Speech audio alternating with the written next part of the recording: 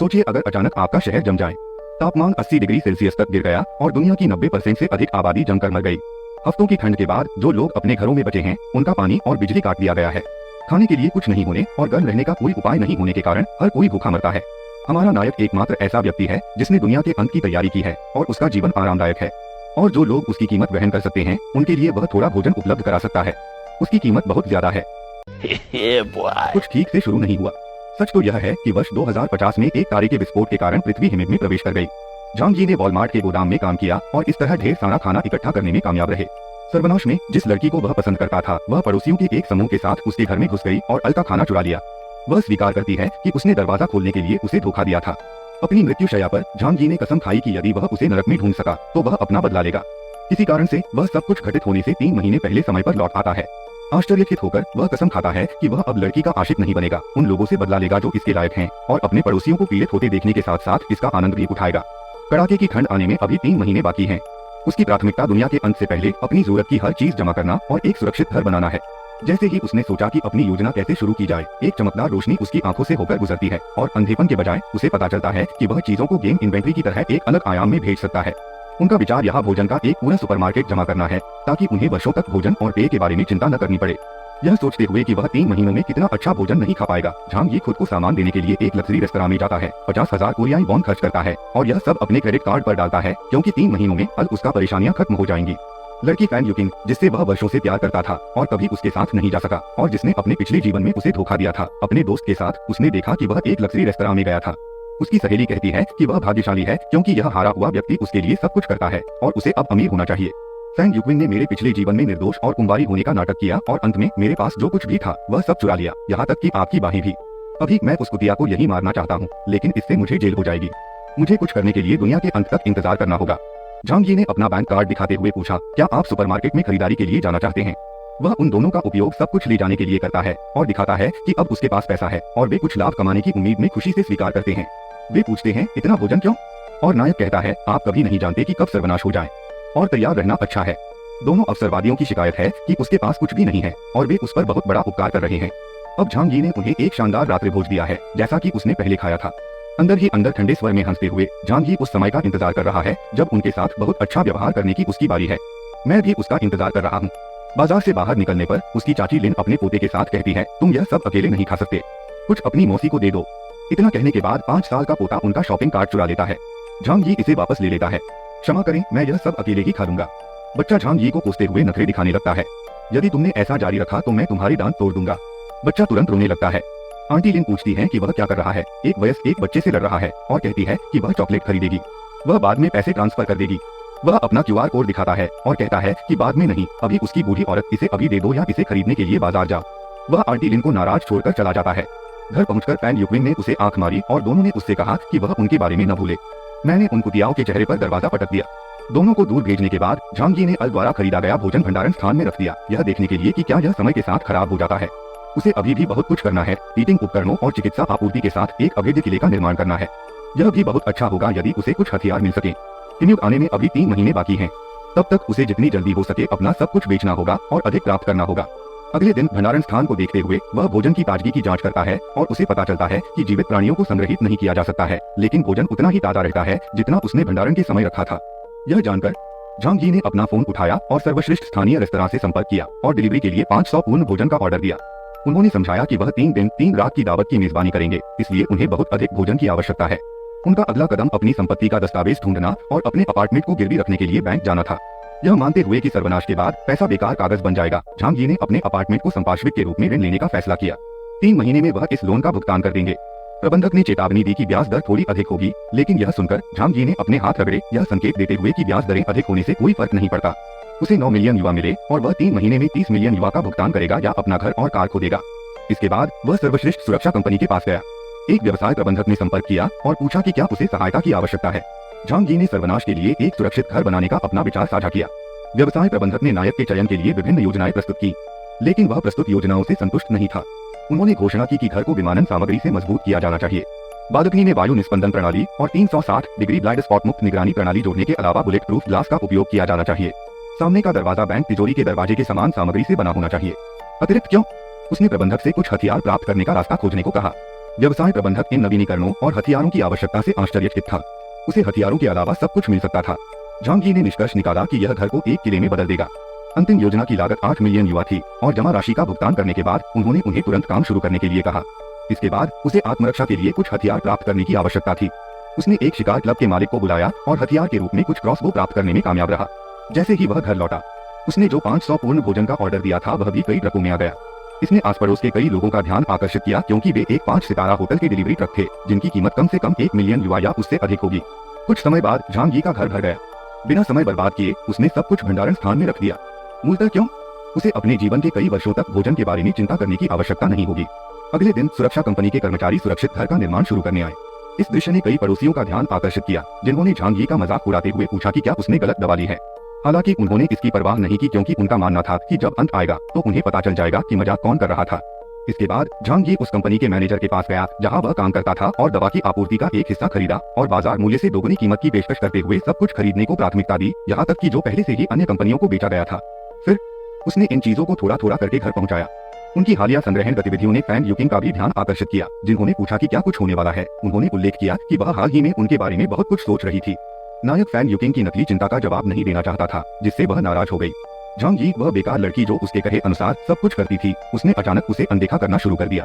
उसका सबसे अच्छा दोस्त स्थिति पर हंसा। उन्होंने कहा कि अगर कुछ बड़ा हो रहा होता तो देश निश्चित रूप से सभी को सूचित करता। उसे बस नोब्यूरिच झांग यी पर जीत हासिल करनी है ताकि वे लाभ उठा सकें। हफ्तों के बाद झांग यी का सुरक्षित घर सफलतापूर्वक बनाया गया। कंपनी ने इमारत की हर मंजिल पर ईडी निगरानी प्रणाली भी स्थापित की। झांग यी सेवा से बहुत प्रसन्न थे। अब सप्लाई की केवल एक आखिरी खेप आने वाली थी। पीने के पानी के कई ट्रक लगातार पहुंचे। डिलीवरी ड्राइवरों में से एक उसका चाचा यूं था, जो उसके पड़ोस में रहता है। वह इस बात को लेकर उत्सुक था कि उसके भतीजे ने इतने गैलन पीने का पानी क्यों मंगवाया। अपने पिछले जीवन में अंकल यू झांग यी के लिए कुछ अच्छे लोगों में से एक थे, इसलिए उन्होंने अपने चाचा से फुसफुसाकर कहा, इस साल मौसम बहुत ठंडा होने वाला है, आपको जल्द से जल्द तैयारी के लिए आपूर्ति का स्टॉक कर लेना चाहिए। यह सुनकर अंकल यू विश्वास नहीं करना चाहते थे, लेकिन झांग यी के गंभीर चेहरे को देखकर वह इसे गंभीरता से लेने से नहीं रोक सके। काम पर वापस जाओ, आलसी आदमी। अगले सप्ताहों में झांग यी ने अपना पैसा खर्च करने, अधिक से अधिक आपूर्ति जमा करने और हर दिन धनुष और तीर के साथ प्रशिक्षण लेने में अपना दिन बिताया। अत्यधिक ठंड पड़ने में केवल 3 दिन बचे थे। मौसम पहले से ही असामान्य था। अंतिम क्षण आ गया। झांग यी ने अपनी नौकरी पर, जहां वह स्टॉक सुपरवाइजर है, चाय बनाई और अपने कॉलीग्स अल को पीने के लिए आमंत्रित किया। शराब पीने के 1 घंटे बाद वे सभी बेहोश हो गए। निगरानी कैमरे बंद करने के बाद अब समय आ गया है कि वह शांतिपूर्वक वॉलमार्ट गोदाम से अल संसाधनों को चुरा ले। ईंधन, भोजन और उपकरण। वह जल्दी से गोदाम खाली कर देता है। बक्सों में से एक ने उनका ध्यान खींचा, ठंड प्रतिरोधी उपकरण जो हाल ही में कंपनी द्वारा खरीदा गया था। वे 0 से 100 डिग्री नीचे का तापमान भी झेल सकते हैं। अपनी संपूर्ण योजना को पूरा करने के लिए झांग यी ने एक विशेष स्लीपिंग टीवी ली और अपने कॉलीग्स में शामिल हो गए। 2 घंटे बाद उसके कर्मचारियों ने उसे जगाया और कहा कि उन्होंने गड़बड़ कर दी है, गोदाम लूट लिया गया है, उन्होंने सब कुछ ले लिया है। यह सुनकर वह आश्चर्यचकित होने का नाटक करता है। अल गोदाम उत्पाद कैसे गायब हो गए? मैनेजर ने गोदाम से सामान चोरी होने के बारे में पूछने पर उसे डांटा, यह जानते हुए कि पूरा गोदाम बिना कोई सुराग छोड़े एक ही बार में खाली कर दिया गया था और यहाँ तक कि कैमरे ने भी नहीं देखा। प्रबंधक ने तुरंत पर्यवेक्षक पर और अधिक लोगों के साथ इस अपराध की योजना बनाने का आरोप लगाया। झांग यी घबराहट से मुस्कुराते हुए कहते हैं कि वह इसके लिए पर्याप्त रूप से सक्षम नहीं है। सभी को बयान देने के लिए थाने ले जाया गया, लेकिन कुछ पता नहीं चला। वे कैसे पता लगा सकते हैं कि गोदाम को टेलीपोर्ट किया गया था? पूछताछ के बाद पुलिस अधिकारी का कहना है कि किसी भी हालत में शहर न छोड़े क्योंकि हर कोई संदिग्ध है। दुर्भावनापूर्वक झांग यी कहता है कि वह घर भी नहीं छोड़ेगा। 10 दिसंबर की यह घटना शहर में सुर्खियों में रही। कोई भी विश्वास नहीं कर सकता कि 3 घंटे से भी कम समय में टनों आपूर्ति बिना किसी निशान के गायब हो गई। इसी दिन आसमान में भारी बर्फबारी भी शुरू हुई थी। झांग यी को पता था कि यह ठंडे सर्वनाश की शुरुआत थी। घर पर 3 दिन बाद जब सुपरनोवा विस्फोट से निकली शॉकवेव पूरे ग्रह पर तबाही लाती है तो रात भर में तापमान तेजी से गिरना शुरू हो जाता है। खिड़की से भारी बर्फ को देखते हुए झांग यी कहते हैं कि इस बार कहानी अलग होगी। अपार्टमेंट मालिकों के समूह के लोग घबरा गए क्योंकि यह पहली बार था कि उन्होंने शहर में इतनी बर्फ देखी थी। बिल्डिंग समूह में सब कुछ का अवलोकन करते हुए झांग यी को पता है कि कई लोगों के लिए यह पहली और आखिरी बार था जब उन्होंने बर्फ देखी थी। उनके पिछले जीवन में भारी बर्फीला तूफान पूरे 3 महीने तक चला और तापमान गिरता रहा, जिससे कई लोग जिन्होंने पहले से भोजन का स्टॉक नहीं किया था ठंड से मर गए। ठंड के मौसम के दूसरे दिन आवासीय क्षेत्र के प्रवेश द्वार पर पहले से ही 1 मीटर की ऊंचाई तक भारी बर्फ जमा हो गई थी। भले ही लोगों ने अधिकतम हीटर चला लिया, फिर भी वे घर के अंदर ठंड से कांपते रहे। हालांकि झांग यी, जिसने पहले से हीटिंग उपकरण के कई टुकड़े तैयार किए थे, आराम से गर्म और आरामदायक था। अच्छी नींद के बाद झांग यी फोन के शोर से जाग गया। यह शरारती यूकिंग का फोन था जिसमें उसने पूछा था कि क्या झांग यी को पिछले कुछ महीनों में हर दिन सामान जमा करने के दौरान तापमान में गिरावट के बारे में पता था और उसने उसे सूचित भी क्यों नहीं किया, जो उसे इतना पसंद करती है। अब वह ठिठुर रही है और इंस्टेंट नूडल्स खा रही है। यह सुनकर झांग यी हंस पड़ी और उसने फोन रख दिया। उधर कमबख्त लड़की को गुस्सा आ गया। फिर उसने बेशर्मी से भोजन के लिए एक संदेश भेजा और यह उस तरह का भी नहीं था। संदेश पढ़कर झांग यी ने थोड़ा ट्रोल करने का फैसला किया। उसने उसे वाइन के साथ स्टेक की एक तस्वीर भेजी जिसे उसने तुरंत उच्च गुणवत्ता वाली वाग्यू और एक बहुत महंगी फ्रांसीसी वाइन के रूप में पहचान लिया। उसी क्षण कुछ खाने की इच्छा तीव्र हो गई और उसने उससे इसे अपने साथ खाने और शराब भी पीने के लिए कहा। झांग यी की प्रतिक्रिया थी, अगर वह चाहती तो खुद बाजार जाकर इसे खरीद सकती थी। अपने गुस्से के बावजूद वह शांत हो गई क्योंकि उसे झांग यी को भी खुश करने की जरूरत थी ताकि वह उसके स्थान पर भी जा सके। उसके बाद उसने उसे अनदेखा कर दिया और अपने भोजन का आनंद लेने के लिए वापस चला गया। तभी आईपैड स्क्रीन पर बिल्डिंग के निगरानी कैमरे में उन्होंने शो देखा। आंटी लिन, जो बिल्डिंग मैनेजर थी, कह रही थी कि घबराएं नहीं और खाने को लेकर लड़ाई न करें। चरम मौसम अधिकतम 2 या 3 दिनों तक रहेगा और पड़ोस समिति इसमें सभी की मदद करेगी। आंटी लिन ने चेतावनी दी कि आपूर्ति की अत्यधिक जमाखोरी निषिद्ध है और यदि इसका पता चला तो अधिकारियों को सूचित किया जाएगा। हालांकि एक व्यक्ति ने इसके खिलाफ आवाज उठाई और सवाल किया कि वह कैसे आश्वस्त हो सकती है कि भारी बर्फबारी लंबे समय तक नहीं रहेगी। आसपास के निवासियों ने भी यह कहते हुए जानना चाहा कि यदि उन्होंने अब आपूर्ति का स्टॉप नहीं किया तो भोजन खत्म होने पर आंटी लिन जिम्मेदार होंगी। आंटी लिन ने तब कहा कि पड़ोस समिति इस मुद्दे की जिम्मेदारी लेगी। फिर ध्यान भटकाने के लिए झांग यी की ओर इशारा किया और कहा कि वह परेशानी पैदा न करे। उसने धमकियों की परवाह नहीं की और अपने बेहद सुरक्षित घर में वापस चला गया। एक सप्ताह बीत गया और बाहर बर्फ गिरती रही। आंटी लिन ने भवन निर्माण समूह से झांग यी, जो युवा है, से भवन के दरवाजे से बर्फ हटाने के लिए कहा। उनका कहना है कि इसे साफ करना बेकार है क्योंकि यह बाल्टी से नदी को सुखाने की कोशिश करने जैसा होगा। बर्फ हटाने के लिए आंटी लिन के अनुरोध को अस्वीकार करते हुए झांग यी ने सुझाव दिया कि वह पड़ोस के अमीर लोगों से मदद मांगे। वह गुस्से में थी और स्पष्ट रूप से झगड़ा करने की कोशिश कर रही थी। गुस्से में उन्होंने कहा कि पड़ोस समिति की ओर से यह एक आदेश है और जो कोई भी आदेश का विरोध करेगा उसे समस्याओं के लिए पड़ोस समिति द्वारा दोषी ठहराया जाएगा। यह सवाल करते हुए कि आंटी लिन ने भारी सामान उठाने के लिए पड़ोस के अमीर लोगों को क्यों नहीं बुलाया, उन्होंने प्रस्ताव दिया कि आंटी लिन चेन झेंग से पूछे कि बर्फ कैसे साफ करें। चेन झेंग एक कंस्ट्रक्शन बॉस हैं। उसके पास इसके लिए कर्मचारी हैं और जिंग सॉन एक अमीर आदमी है और अगर वह हर किसी की तरह मदद नहीं करना चाहता है तो वह भुगतान कर सकता है। समूह में टिया लिन का अधिकार टूट गया और संदेशों को पढ़ने के बाद लिन ने शाप देते हुए समूह के दोनों सदस्यों को चैट में टैग करते हुए एक साथ बर्फ साफ करने के लिए बुलाने का फैसला किया। संदेश देखने पर चेन झेंग तुरंत टिया लिन और झांग यी पर इस बात के लिए क्रोधित हो गए कि उन्होंने ऐसा व्यवहार किया मानो वह स्थान उनका ही मालिक हो। जिंग सॉन्ग ने समूह में एक ऑडियो संदेश भेजा जिसमें कहा गया कि वह कड़ी मेहनत करने में व्यस्त था और यह दिखाने के लिए एक फोटो भेजा कि वह कितना व्यस्त था।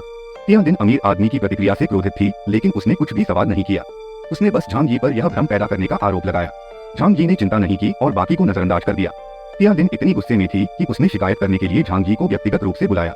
उसने उसे धमकी दी कि अगर वह बेकार की बातें करती रही और उसे परेशान करती रही तो वह उसे मार डालेगा। डर से कांपते हुए उसने फोन रख दिया और समूह में और कुछ नहीं कहा।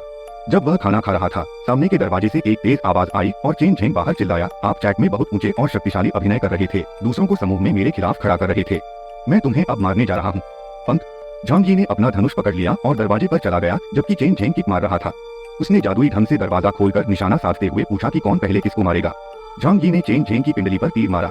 झांग के छेद से उसने फर्श पर पड़े एक अहंकारी व्यक्ति को देखा जो लगातार दर्द से कराह रहा था। कोई सोच भी नहीं सकता था कि एक मूर्ख और भोला लड़का, एक ईमानदार व्यक्ति, ऐसी प्रतिक्रिया करने का साहस करेगा। चेन झेंग को नहीं पता था कि यह झांग यी के बदला लेने की शुरुआत थी। ठंडे तापमान के कारण अगर समय पर इलाज न किया जाए तो चेन झेंग की मृत्यु हो सकती है। वह धीरे धीरे संक्रमण से मर जाएगा और कमजोर ठंड से मर जाएगा। लिफ्ट तक पहुंचने के लिए संघर्ष करते हुए उसने सोचा भी नहीं था कि यह बच्चा, जिसे उसने अपने जीवन में 3 बार देखा है, उसके साथ ऐसा करेगा। सच तो यह है कि झांग यी उसे तुरंत मार देना चाहता था। यह महसूस करते हुए वह डर गया। फोन उठाया और आपातकालीन कॉल की, लेकिन बर्फ के कारण कोई भी सहायता असंभव थी। इसलिए उसने ठंड और सुन्न पैर का फायदा उठाते हुए खुद का इलाज किया। उसने स्वयं तीर हटा दिया, फिर मालिक के समूह में धमकी देने के लिए फिर से फोन उठाया और झांग यी को अपने शब्दों पर नजर रखने के लिए कहा। चेन झेंग तुम्हें मार डालेगा। निडर होकर झांग यी ने आत्मविश्वास से जवाब दिया, दोबारा यहाँ आओ और मैं तुम्हें मार डालूंगा। इस वार्तालाप ने चैट समूह में जिज्ञासु लोगों को भयभीत कर दिया। आखिरकार क्षेत्र में किसी ने भी चेन झेंग के खिलाफ जाने की हिम्मत नहीं होगी। यह पहली बार था जब किसी ने सीधे उस आदमी का सामना किया। गुस्से में आकर उसने फोन उठाया और अपने सभी कर्मचारियों को बुला लिया। कुछ ही देर में लोगों का एक झुंड, जिनके हाथ में अपने अपने हथियार थे, उनके घर आ पहुंचे। बाल्दी उन सभी को झांग यी के दरवाजे तक ले गया। झांग यी, आपने हमारे बड़े भाई को नाराज कर दिया। आज आपकी मृत्यु का दिन है। दरवाजे पर जो लकड़ी का बना हुआ था, हमला करके उसकी तलवार टूट गई और वह चक्कर खाकर उड़ गया। बाल्दी ने डरते हुए कहा कि यह दरवाजा शुद्ध धातु का बना है। इस बच्चे के कितने दुश्मन हैं? उनका घर बैंक से भी ज्यादा सुरक्षित है। सुरक्षा कैमरों को देखते हुए झांग यी ने कहा कि वे कमजोर लग रहे थे और भूखे होंगे। क्रोधी और क्रोधी लोगों का समूह। झांग यी के मन में पानी की नली लेने और उसे रसोई के नल से चालू करने का विचार आया। बाहर काम कर रहे मजदूरों ने दरवाजा खुलने का रास्ता देखा तो उन्हें कुछ समझ नहीं आया क्योंकि वह कोई तीर नहीं था, इसलिए कोई खतरा नहीं था। नली ने उन सभी पर ठंडा पानी छिड़का। उनमें से एक झुंड जमी हुई जमीन पर गिर गया। केवल कुछ ही भागने में सफल रहे। इस दृश्य ने झांग यी को काफी संतुष्ट किया। इस कड़कड़ाती ठंड में ठंडा पानी हथियारों से भी ज्यादा खतरनाक है। चेन झेंग के घर में उनमें से 3 जो बच गए थे, ठंड से कांपते हुए एक साथ छिप गए। उसने गुस्से से पूछा, क्या हुआ? पूरा समूह एक लड़के को नहीं पकड़ सका। तीनों ने बताया कि झांग यी बहुत चतुर था। उसने अपार्टमेंट में चोररोधी स्टील का दरवाजा लगाया। उसने दरवाजे में एक छेद से हम सभी पर ठंडा पानी छिड़का। चेन जिंग ने कहा कि वह वहां हमेशा के लिए छिप नहीं सकता। उसके द्वार पर दिन रात पहरा देने के लिए कुछ आदमी लगा। जब उसे घर से बाहर जाने की जरूरत हो तो उसे पकड़ कर ले आए। इमारत के प्रवेश द्वार पर अंकल यू ने कुछ लोगों को आवासीय क्षेत्र के प्रवेश द्वार पर बर्फ हटाने के लिए प्रेरित किया और भोजन को फिर से जमा करने के लिए सुपरमार्केट तक रास्ता खोदने की योजना बनाई। लेकिन उन्हें एहसास हुआ कि जैसा कि झांग जी ने कहा, वे उतनी तेजी से खुदाई नहीं कर सकते जितनी तेजी से बर्फ गिरी। थोड़ी देर बाद उन्होंने हार मान ली और लौटने के लिए तैयार हो गए। यह देखकर झांग जी ने कहा कि मानव शक्ति इस आकार को हरा नहीं सकती। भले ही टेलीविजन सभी नागरिकों को आश्वस्त कर रहा है कि देश बर्फीले आपदा पर जीत हासिल कर रहा है, झांग जी एकमात्र व्यक्ति है जो जानता है कि वैश्विक आबादी का 95% इस बर्फीले आपदा में मर गया। उसका आजीवन जुनून एक संदेश भेजकर पूछता है कि क्या वह ठीक है। यदि वह सच्चाई नहीं जानती तो वह यहाँ उसके साथ विलासिता में रह सकती थी। झांग जी का कहना है कि वह ठीक है।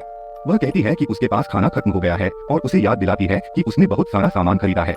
मुझे कुछ दो और बाद में मैं तुम्हें यहाँ रात्रि भोज पर आमंत्रित करूंगा। धूर्तता से झांग जी एक झींगा मछली की तस्वीर भेजता है और कहता है कि यह पहले से ही रात के खाने के लिए परोसा जा रहा है। यह देखकर वह परेशान हो जाती है और सोचती है कि इसीलिए वह सिंगल है। उसके साथ उसकी संभावनाएं अब खत्म हो गई हैं। उसके सबसे अच्छे दोस्त ने भी अवसर का लाभ उठाते हुए एक संदेश भेजा और कहा, आपने फैंग यूकिन को अब दुखी कर दिया है। इस मैसेज को देखकर झांग जी का कहना है कि ये छोटा सा ड्रामा कमजोर है। सबसे अच्छे दोस्त ने यह कहते हुए हार मान ली कि बर्फ लंबे समय तक नहीं टिकेगी। वह अपने प्यारे पड़ोसियों की मदद क्यों नहीं कर सकता। वह फैंग यूकिन को भी जीत सकता है। यह उसके लिए बहुत अच्छा होगा। झांग जी नजरअंदाज कर देता है और सिर्फ ओ के साथ जवाब देता है। इससे दूसरी कुतिया भी नाराज हो जाती है। यह हारा हुआ व्यक्ति अचानक अल्फा सिग्मा रेड पिल बन गया। यूकिन ने यह पता लगाने की कोशिश करना छोड़ दिया कि उसका हारा हुआ रवैया अचानक इतना क्यों बदल गया। उनका विचार है कि यदि इस हारे हुए व्यक्ति की अब सेवा नहीं की जाती है तो वे कम पैसे के साथ किसी अन्य का उपयोग कर सकते हैं। यूकिन ने एक और हारे हुए व्यक्ति झो पेंग को बुलाया। वह दौड़ता हुआ आया और सामान का एक बड़ा थैला लेकर आया और कहा कि इसमें उसके पास सारा भोजन है।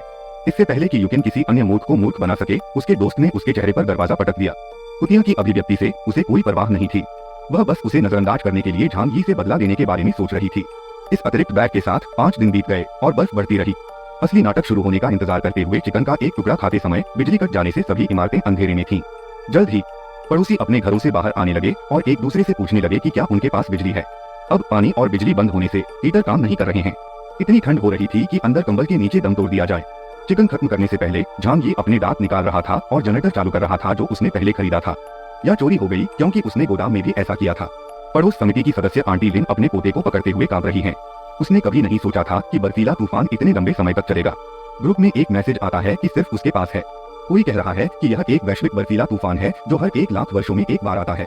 हम बड़े पैमाने पर विलुप्त होने की घटना के कगार पर हो सकते हैं। देश के कई महत्वपूर्ण शहर पहले ही प्रभावित हो चुके हैं। हर किसी को अधिक आपूर्ति का स्टॉक करना चाहिए। यह पढ़कर आंटी लिन चौंक गईं। उसने कभी नहीं सोचा था कि बर्फीली आपदा इतनी गंभीर होगी। फिर उसने एक योजना सोची। यह समाचार मिलने से पहले उसे सभी निवासियों को अपना भोजन त्यागने की आवश्यकता है। आंटी लिन ने मालिक के समूह में एक संदेश पोस्ट करते हुए कहा कि चिंता न करें, यह आपदा अस्थायी है। कर्मचारी फिलहाल पानी और बिजली की रुकावटों की मरम्मत कर रहे हैं। अधिकारियों ने एक आदेश जारी किया है। इन असाधारण परिस्थितियों के कारण पड़ोस समिति सभी संपत्ति मालिकों का प्रबंधन करेगी। सहयोग नहीं करने वालों को पुलिस गिरफ्तार कर पूछताछ करेगी। इस संदेश को देखकर हर कोई असंतुष्ट हो जाता है, खासकर चेन झेंग। लेकिन भले ही वह प्रभावशाली हो, अगर यह पुलिस का आदेश है तो उसे पालन करना होगा। इस बीच तियान लिन समूह चैट में जारी है। बर्फीले तूफान की गंभीरता के कारण पड़ोस समिति ने इस संकट से उबरने में मदद करने के लिए प्रत्येक मालिक से सभी आपूर्ति एकत्र करने और उन्हें सभी को समान रूप से वितरित करने का निर्णय लिया है। इस संदेश को देखकर झांग जी को याद आया कि उसने अपने पिछले जीवन में भी ऐसा ही किया था और सभी निवासियों से भोजन चुराया था। तियान लिन की गलती झांग जी को निजी तौर पर एक संदेश भेजना था जिसमें कहा गया था, मेरे भतीजे, तुम गोदाम में काम करते हो। मैंने तुम्हें पिछली बार 3 ट्रक सामान खरीदते हुए देखा था। आपने ढेर सारा खाना जमा कर लिया होगा। अपना काम करने की बारी आपकी है। गुस्से में झांग जी तुरंत एक ऑडियो संदेश के साथ जवाब देता है, तुम हथियारबंद कुतिया हो, झूठे लोग। उनका कहना है कि उन्होंने बहुत ज्यादा खा लिया और घर पर सामान खत्म हो गया। जब वह इमारत से इकट्ठा करे तो मेरे साथ कुछ साझा करने आए। इस ऑडियो को सुनकर बुजुर्ग महिला को गुस्से से लगभग दिल का दौरा पड़ गया। वह इतनी जल्दी सब कुछ कैसे बर्बाद कर सकता था। लेकिन यह महसूस करते हुए कि वह और उसका पोता बेहद संकट में है और झांग जी पर निर्भर है, महिला शांत हो जाती है और दयालुता से जवाब देती है, यह संगठन का आदेश है, तुम्हें आज्ञा माननी होगी। बर्फ गुजरने के बाद मैं आपके अच्छे कार्यों की रिपोर्ट संगठन को दूंगा। यदि झांग जी अपने जीवन में आखिरी बार नहीं मरा होता तो उसे उस पर विश्वास होता। तो वह दांत पीसते हुए जवाब देता है, आंटी, मैं झूठ नहीं बोल रहा हूँ। मेरे पास घर पर खाने के लिए कुछ नहीं है और मैं भूखा हूँ। कृपया मुझे कुछ इंस्टेंट नूडल्स भेजे तो कैसा रहेगा। यह सुनकर तियान लिन खुद को रोक नहीं सका और झांग जी को जवाब दिया, अपनी आपूर्ति को सरेंडर करने से इनकार करना संगठन के खिलाफ जाने के समान है। मैं निश्चित रूप से आप सभी को रिपोर्ट करूंगा। झांग जी ने उसे खारिज कर दिया और कहा कि वह कुछ भी नहीं है। इससे तियान लिन इतनी घबरा गई कि उसने झांग जी की तरह गुस्से में आकर अपना फोन दीवार पर पटक दिया। कोई लाभ नहीं मिलने के बाद तियान लिन ने अन्य मालिकों पर ध्यान केंद्रित किया। यदि वह उनमें से कुछ को धोखा दे सके तो यह पर्याप्त होगा। 2 दिन बाद तियान लिन के झूठ बोलने पर कई मालिकों ने अपनी आपूर्ति बुढ़िया के घर भेज दी। इस स्थिति को देखकर झांग जी ने सोचा कि इस सर्वनाश के बाद की दुनिया में हर कोई किसी पर विश्वास करके मूर्ख है। इतने लंबे समय के बाद पूरी दुनिया में अराजकता मची होगी। पर्याप्त भोजन नहीं, लोग केवल भूख से मरने या भोजन की तलाश में इंतजार कर सकते थे। कई मालिकों ने चैट में तियान लिन को टैग करना शुरू कर दिया और उन आपूर्तियों के बारे में पूछना शुरू कर दिया जिन्हें समान रूप से वितरित किया जाना था। हम में से कई लोगों के पास घर पर खाना नहीं है, मुझे खाना चाहिए वरना मैं तुम्हें खा लूंगा, तियान लिन। होटल ट्रस्टी ने मांगो का जवाब देते हुए मजाक उड़ाया, तुम बेवकूफ हो, ये आपूर्तियां मेरी कड़ी मेहनत से प्राप्त हुई, मुझे उन्हें क्यों देना चाहिए। उसी समय उसका फोन बजा और यह देखकर कि यह चेन झेंग था, उसे ठंड से पसीना आने लगा। आप एक बूढ़ी औरत से क्या चाहते हैं? चेन झेंग ने ठंडे स्वर में कहा। तियान लिन, तुमने सच में धोखा दिया और सभी का सामान अपने घर ले गए। उसने निर्दोष होने का नाटक करते हुए कहा कि यह सामुदायिक समिति की व्यवस्था थी और वह सिर्फ अपना कर्तव्य निभा रही थी। चेन झेंग ने तब कहा कि यह एकदम सही है, उनमें से 10 आपूर्ति वितरित करने के लिए उसकी प्रतीक्षा कर रहे हैं। यह सुनकर तियान लिन ने बहस करने की कोशिश करते हुए कहा, इन आपूर्तियों को अभी तक हल नहीं किया गया है, कुछ मालिकों ने अभी तक अपनी आपूर्ति नहीं सौंपी है, इसलिए हम अभी उनका वितरण शुरू नहीं कर सकते। तो ठीक है, चेन झेंग ने अपने भूखे साथियों के साथ उसके घर पर धावा बोल दिया। इस अराजकता में अब कोई कानून नहीं है और उसने बुढ़िया के चेहरे पर तमाचा मारा। आज वही न्याय करता होंगे। इस बीच झांग यी ने शांति से सॉसेज खाते हुए निगरानी कैमरे पर सब कुछ देखा। उनके पास तियान लिन के घर की कार्रवाई को रिकॉर्ड करने और इसे बिल्डिंग ग्रुप चैट में साझा करने का भी विचार था। यह देखकर कि वे सारा खाना ले जा रहे थे और कुछ भी नहीं छोड़ रहे थे, उसने चेन झेंग को रोकने की कोशिश की। यहाँ कुछ आपूर्तियां वे हैं जिनका मैंने व्यक्तिगत रूप से स्टॉक किया था, इन आपूर्तियों के बिना वह और उसका पोता कैसे जीवित रहेंगे? चेन झेंग ने कहा, भाड़ में जाओ, और बुढ़िया को लात मार दी। सदमे में पोते ने अपनी दादी का बचाव करने के लिए ब्लेड चाकू उठाया और उसने एक लड़के के लंड पर वार कर दिया। दर्द महसूस करने के बाद कार्यकर्ता ने लड़के की छाती पर लात मारी, जबकि अन्य लोग उस पर हंस रहे थे। चेन झेंग ने इसके लिए कोई चिंता नहीं दिखाई और यहाँ तक कहा कि हमें धोखा देने के लिए वह इसी योग्य है, हम सिर्फ न्याय दे रहे हैं। निवास समूह के माध्यम से सब कुछ देखकर उन्होंने भी तालियां बजाई और इसका आनंद लिया। हे पुराने धोखेबाज, आप घोटालेबाजों से इसी तरह निपटते हैं।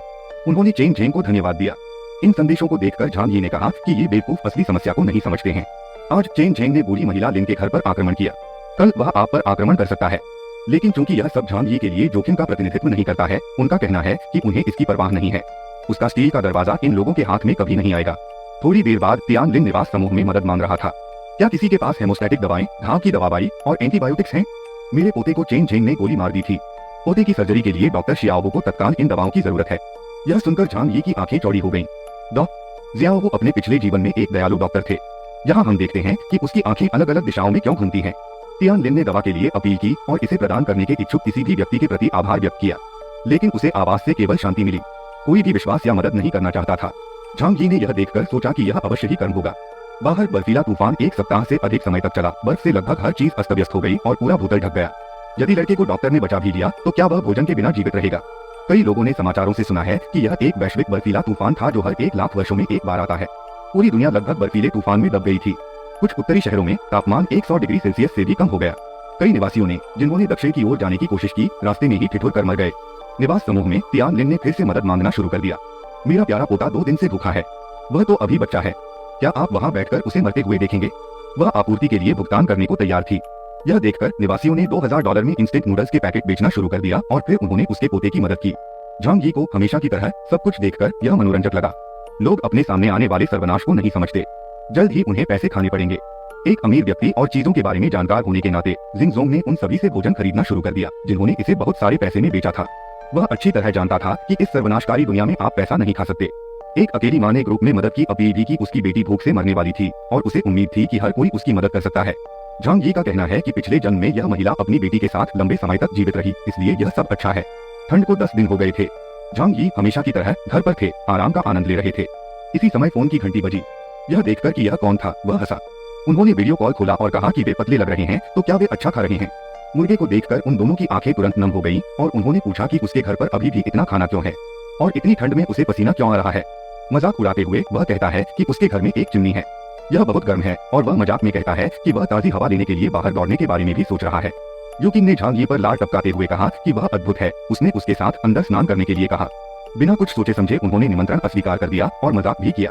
झांग यी की बातों पर लड़की तुरंत गुस्सा हो गई। यदि आप मदद नहीं करना चाहते तो कोई बात नहीं, लेकिन उनका मजाक उड़ाना अच्छी बात नहीं है। तो क्या ऐसा ही है? तुम्हें अब भी लगता है कि मैं हारा हुआ हूँ? झांग यी ने पूछा। यदि तुम्हें भोजन चाहिए तो अपने अमीर लड़के को ढूंढो, और उसने फोन रख दिया। दूसरी ओर यूकिंग इतनी क्रोधित हो गई कि उसने अपना फोन जमीन पर फेंक दिया।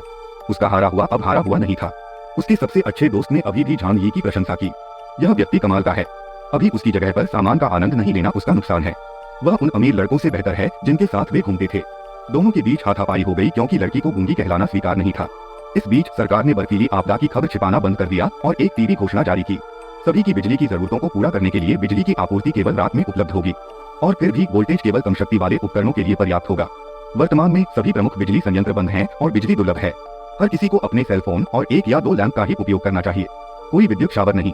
अब हर कोई जानता है कि बर्फीले आपदा की कोई समाप्ति तिथि नहीं होती। अपनी दोस्ती खोए बिना 10 मिनट तक लड़ने के बाद यूकिंग और उसके दोस्त ने और अधिक प्रत्यक्ष होने का फैसला किया। यूकिंग ने फोन उठाया और हारने वाले झो पेंग को फोन किया और एक कहानी बताई कि कैसे झांग ही सिर्फ इसलिए उसकी पवित्रता को धूमिल करना चाहता था क्योंकि उसके पास भोजन था। यह सुनकर झो पेंग नाराज हो गए और उन्होंने कहा कि झांग ही एक बदमाश है और उसे नीचे उतारने की जरूरत है। यह देखकर कि झो पेंग गुस्से में था, यूकिंग आगे बढ़ गया और हारने वाले को गुमराह किया कि वह अब झांग ही के घर को लूटने जा रहा है। कुछ ही समय में वे तीनों उसके दरवाजे पर थे। प्रत्येक के पास रसोई का चाकू छिपा हुआ था, दस्तक दे रहे थे और कैमरे के माध्यम से सब कुछ देख रहे थे। झांग ही ने अंतिम हारे हुए व्यक्ति को देखा और जानता था कि उनमें से किसी को भी कैमरे के बारे में कोई जानकारी नहीं थी। उन्होंने दस्तक दी और अपने पास मौजूद दवा को खाने के बदले में देने को कहा। उन्हें बरगलाने की उनकी कोशिश से क्रोधित होकर झांग ही ने आक्रामक होने का फैसला किया और उन पर पानी छिड़कने के लिए नली पकड़ ली और समस्याओं को समाप्त कर दिया। जब उसने जमा हुए कूड़ेदान को देखा तो उसका मन बदल गया। उनका विचार स्पष्ट था, लेकिन जादुई तरीके से, मुझे नहीं पता कि कैसे, उन्होंने नली से तीनों पर मल छिड़क दिया जिससे सब कुछ कचरे से भरा हुआ रह गया और कहा कि यही वह भोजन है जिसके वे हकदार हैं, वे खा सकते हैं। झो पेंग ने गुस्से में आकर दरवाजे पर हाथ मारा, लेकिन उसे खरोंच नहीं आई, उसके हाथ में चोट लग गई। इस पर हंसते हुए झांग ही ने स्पीकर के जरिए कहा कि दरवाजा स्टील का बना है और वे इसे नहीं खोल सकते। थोड़ी देर के बाद झांग ही ने उन्हें छोड़ दिया और सो गए। हालांकि अचानक गोली चलने की आवाज सुनकर उनकी नींद खुल गई। हालांकि वह जानता था कि देर सवेर जंगल का कानून अमल में लाया जाएगा, फिर भी अचानक चली गोली ने उसे चौंका दिया। टैबलेट पर निगरानी कैमरे की छवियों की जांच करने पर उन्हें एहसास हुआ कि चेन झेंग और उनके कर्मचारी घर घर जाकर आपूर्ति चुरा रहे थे। सर्वनाश के दौरान कई लोगों का वही हश्र हुआ जो उनके पिछले जीवन में हुआ था। उन्होंने भवन निर्माण समूहों को वह क्या कर सकते थे इसकी तस्वीरें भी भेजी और दावा किया कि अब सभी इमारतों पर उनका नियंत्रण है। निगरानी कैमरों के माध्यम से स्थिति को देखते हुए एक नया समूह बनाया गया, जहां कई निवासियों ने चैट में चेन झेंग के कार्यों की निंदा की और जल्द ही उसके खिलाफ जाने की आवश्यकता बताई। झांग ही को भी ग्रुप में जोड़ा गया और उन्होंने संदेश पढ़े। इस सब का आनंद लेते हुए एक सेवानिवृत्त अनुभवी ने समर्थन प्राप्त करते हुए चेन झेंग के खिलाफ हमले का नेतृत्व करने का प्रस्ताव रखा। वयोवृद्ध चाचा ने सुझाव दिया कि सुरक्षा और हथियार सुनिश्चित करने के लिए उन्हें युवा स्वयंसेवकों की आवश्यकता है। चैट में मौजूद एक महिला ने तुरंत एक ऑडियो भेजकर पूछा, आंटी लिन ने दूसरे दिन उनसे चोरी की, क्या हम अंकल पर भरोसा कर सकते हैं और उन्हें हथियार दे सकते हैं? इसने निवासियों को 2 समूहों में विभाजित कर दिया। आधे लोग चेन झेंग के पीछे जाना चाहते थे और बाकी लोग चाचा पर भरोसा नहीं कर रहे थे। समूह चैट में चर्चा को देखते हुए, कभी कभी कुछ खाते हुए और कैमरे के माध्यम से चेन झेंग को अधिक से अधिक घरों में चोरी करते हुए देखते हुए झांग ही ने फैसला किया कि उसे इस आदमी को नीचे गिराने के लिए कुछ करना चाहिए, क्योंकि जो कोई भी उसके खिलाफ जाएगा वह अंततः चोरी कर लेगा। सिर के लिए गोली, यह हर किसी के लिए उचित नहीं है। अगली सुबह एक निवासी जिसने चेन झेंग के पीछे जाने में अनुभवी की मदद करने का विरोध किया, उसने निवासियों के समूह में मदद के लिए फोन किया। उसका दरवाजा जबरदस्ती खोला जा रहा था और वह अभी होगी। उसे घसीटकर बाहर निकालने में देर नहीं लगी और जो होना था वही हुआ। यूकिंग और उसके दोस्त घबरा गए। उन्हें एहसास हुआ कि उन्हें अगला हिस्सा बनने के लिए एक योजना की जरूरत है। लड़की का विचार यह खबर फैलाना था कि झांग ही के पास आपूर्ति का भंडार है और सभी को उसके घर पर कब्जा करने के लिए एकजुट होने के लिए इकट्ठा करना था। उन्होंने उसे नए समूह में शामिल कर लिया ताकि उसे पता चल सके, लेकिन झांग ही ने इसकी परवाह नहीं की और कहा कि यह ठीक है। उन्होंने तर्क दिया कि चेन झेंग से खुद को बचाने के लिए उन्हें चारों के साथ सेना में शामिल होना चाहिए। झांग ही की प्रतिक्रिया बस समूह छोड़ने की थी। झांग ही के रवैये में इस बदलाव ने यूकिंग और अन्य लोगों को आश्चर्यचकित कर दिया। मात्र 3 महीने पहले का यह हारा हुआ व्यक्ति अब इतना दृढ़ कैसे हो सकता है? वे चर्चा करने लगे कि झांग ही के घर में कैसे सेंध लगाई जाए और उसका किला कैसे चुराया जाए। स्मार्ट चश्मे वाला लड़का दरवाजा खोलने के लिए कहता है, यहाँ उसका दोस्त ताले तोड़ना जानता है। उन्होंने ताला तोड़ने की कोशिश करने का फैसला किया और छाते रख दिए ताकि दोबारा उन पर पानी या कचरा न पड़े। झांग ही ने निगरानी कैमरों के माध्यम से देखते हुए हाई वोल्टेज रक्षा सुविधा को सक्रिय किया। चतुर ताला तोड़ने वाले ने अभी स्वीकार किया था कि यह ताला नहीं खुल सकता। सरने में बच्चा लगभग फट गया और मर गया। यह देखकर झांग ही को इन लोगों को मारने पर कोई पछतावा नहीं हुआ। चश्मे वाले स्मार्ट आदमी ने दरवाजे की ओर इशारा किया, झांग ही को एक भयानक राक्षस के रूप में शाप दिया और उसे अब बाहर निकलने के लिए कहा। यह सुनकर वह बस हंसा। उसने अपना क्रॉसबो पकड़ लिया और दरवाजे के माध्यम से निशाना साधते हुए स्मार्ट आदमी के बाएं हाथ पर जोरदार प्रहार किया। अन्य 2 लोग घायलों की मदद करने गए और उन्हें भी मारा गया, हारने वाले को और एक अन्य पागल को। यूकिंग और अन्य लोग भाग गए और जहाँ से आए थे वहीं घर लौट आए। तीरों से घायल तीनों लोग जमीन पर पड़े दर्द से कराह रहे थे। लड़कियों में से एक ने फुहड़ यूकिंग के चेहरे पर थप्पड़ मारा और कहा कि यह सब उसकी गलती थी। उसने यह नहीं बताया कि उसके पास घर पर क्रॉसबो थे, उसका क्रॉसबो। वह तर्क देती है कि उसे नहीं पता था। पिछली बार तो उन्होंने सिर्फ पानी और कूड़ा छिड़का था। झो पेंग हमेशा की तरह हारने वाला फुहड़ का बचाव करता है। इसके अलावा चतुर व्यक्ति को याद रहता है कि सबसे महत्वपूर्ण बात घावों की देखभाल करना है। उन्होंने फोन किया और डॉक्टर जो क्यूर आश्चर्यचकित होकर घायल लोगों के घावों की जांच करने आए। उन्होंने बताया कि घाव इतने गहरे होने और पेशेवर उपकरणों के बिना उनके घाव 20% से भी कम हैं। इसके अलावा लोहे का तीर जंग खा चुका था और एंटीबायोटिक्स के बिना उसकी मृत्यु निश्चित थी। लड़की जो गूंगे बच्चों में से एक की रिश्तेदार है इस खबर पर रोती है और कहती है कि झांग ही बहुत क्रूर है और उसने जानबूझकर ऐसा किया है। अब तक डॉ कुड़ी को नहीं पता कि ये कौन है। जो क्यूयर ने चेतावनी छोड़ दी, जल्द ही दवा प्राप्त करें। यदि वे अब तीर हटा दें तो यह उनके लिए समाप्त हो जाएगा। इस बिंदु पर चश्मे वाला स्मार्ट लड़का पागल हो गया होगा और उसने कहा कि झांग ही को उनके लिए दवा लानी होगी। यू किंग अपने जीवन में एक बार के लिए सोचते हुए याद करती है कि झांग ही अचानक बहुत बदल गई और उसने घर पर बहुत सारा सामान जमा करना शुरू कर दिया। वह दूसरों को बताती है कि झांग ही के पास दवा है क्योंकि उसने उसे पहले इसे स्टॉक करते हुए देखा था। इसके अलावा यहाँ किसी ने भी उसे नुकसान नहीं पहुंचाया। वे सिर्फ उसका घर लूटना चाहते थे, लेकिन चूंकि वे असफल रहे और केवल उन्हें ही चोट लगी, यह उसकी गलती है। कोने से जो क्यूयर सब कुछ सुन रही है, बस सोचती है कि वह इस लड़के को नहीं जानती है, लेकिन वे वैसे भी मरने के लायक हैं। दूसरी लड़की हर चीज के लिए यू किंग को दोषी ठहराती है और उस लड़की को यह पता लगाने के लिए मजबूर करती है कि झांग ही को सभी को दवा देने के लिए कैसे मनाया जाए। इस बार हारने वाला भी मान गया, दवा के बिना वह भी मर जाएगा। अब योजना उसे कॉल करने की थी, जिसका उसने आसानी से उत्तर दिया। वह फोन पर रो रही है और कहती है कि लड़के मर रहे हैं और अगर वह मदद कर सकता है तो झांग ही बस पूछता है कि उसे क्यों करना चाहिए। हर किसी को देरस बेर मरना ही है। पागल लड़के की बहन ने फोन लेकर कहा कि मदद करना उसका कर्तव्य है क्योंकि उसने लड़कों को घायल कर दिया है और वे जंग खा चुके हैं। इसके बाद झांग जी कहते हैं कि उन्होंने ऐसे तीरों का इस्तेमाल किया ताकि वे किसी भी तरह मर जाएं। जले पर नमक छिड़कने के लिए वह यहाँ तक कहता है कि वह मदद नहीं करेगा, लेकिन यू किंग उसके साथ लाइव आ सकता है। झांग जी कहते हैं। उसी समय लड़की फोन वापस ले लेती है और कहती है, हाँ अब से वह तुम्हारा है, तुम उसके साथ जो चाहो करो। उसकी खून चूसने वाली सहेली कहती है कि उसे भी ले चलो। झांग जी कहते हैं, बस आओ, तुम अभी आ सकते हो। वह तुरंत जाने के लिए भागने लगता है। उसकी सहेली उसे खींचने की कोशिश करती है और उसे बस एक धक्का लग जाता है। मुझसे दूर हो जाओ कुतिया, लड़कों में से एक का चचेरा भाई कहता है। फिर उसके चेहरे पर एक और थप्पड़ मारता है और उसे षड्यंत्रकारी कहता है। हमेशा की तरह फूहड़ जो पेंग को देखती है जो बहुत ज्यादा हारा हुआ है और उससे मदद मांगता है। उसे उन्हें जाने देना होगा और झांग जी के साथ खुश रहना होगा। वह यह भी कहती है कि झो पेंग एक अच्छा आदमी है, लेकिन वह गरीब और कमजोर है। झांग जी का भाई ही वह है जो अब उसे खुश कर सकता है। बच्चा अब दर्द में भी पड़ जाता है। वह झांग जी के घर जाने की कोशिश करने लगी, लेकिन बाकी लोगों ने उसे रोक दिया। कारण यह है कि सब कुछ उसकी गलती है, इसलिए यू किंग को अकेले पनपने का अधिकार नहीं है। डॉ जो किर उन्हें फिर से याद दिलाते हैं कि दवा के बिना मृत्यु निश्चित है और चले जाते हैं। घायल बच्चों में से एक वहाँ का होशियार कहता है कि उन्हें यह बात फैलाने की योजना के साथ आगे बढ़ना चाहिए कि झांग जी के पास बहुत सारा भोजन है। चतुर व्यक्ति का कहना है कि जब चेन चेंग और अन्य लोग झांग जी का घर लेंगे तो उन्हें दवा मिल सकती है। यू किंग झांग जी के भाई के साथ ऐसा करने के खिलाफ हैं। दूसरी लड़की साफ कहती है कि अगर उसने अपना मुंह खोला तो अब उसके दांत टूट जाएंगे। जो पेंग कुतिया को मारने के खिलाफ है, लेकिन उससे कहता है कि यह योजना ही एकमात्र विकल्प है। उन्होंने झांग जी द्वारा भेजे गए फोटो और वीडियो को बिल्डिंग ग्रुप में पोस्ट किया। उसके पास सचमुच बहुत सारा भोजन है। संदेश देखकर चेन झेंग लार टपकाता है और कहता है, यह एकदम सही है, मैं टांग का बदला ले सकता हूँ। निवास समूह में लोगों ने झांग जी से सभी को अपनी आपूर्ति वितरित करने के लिए कहा।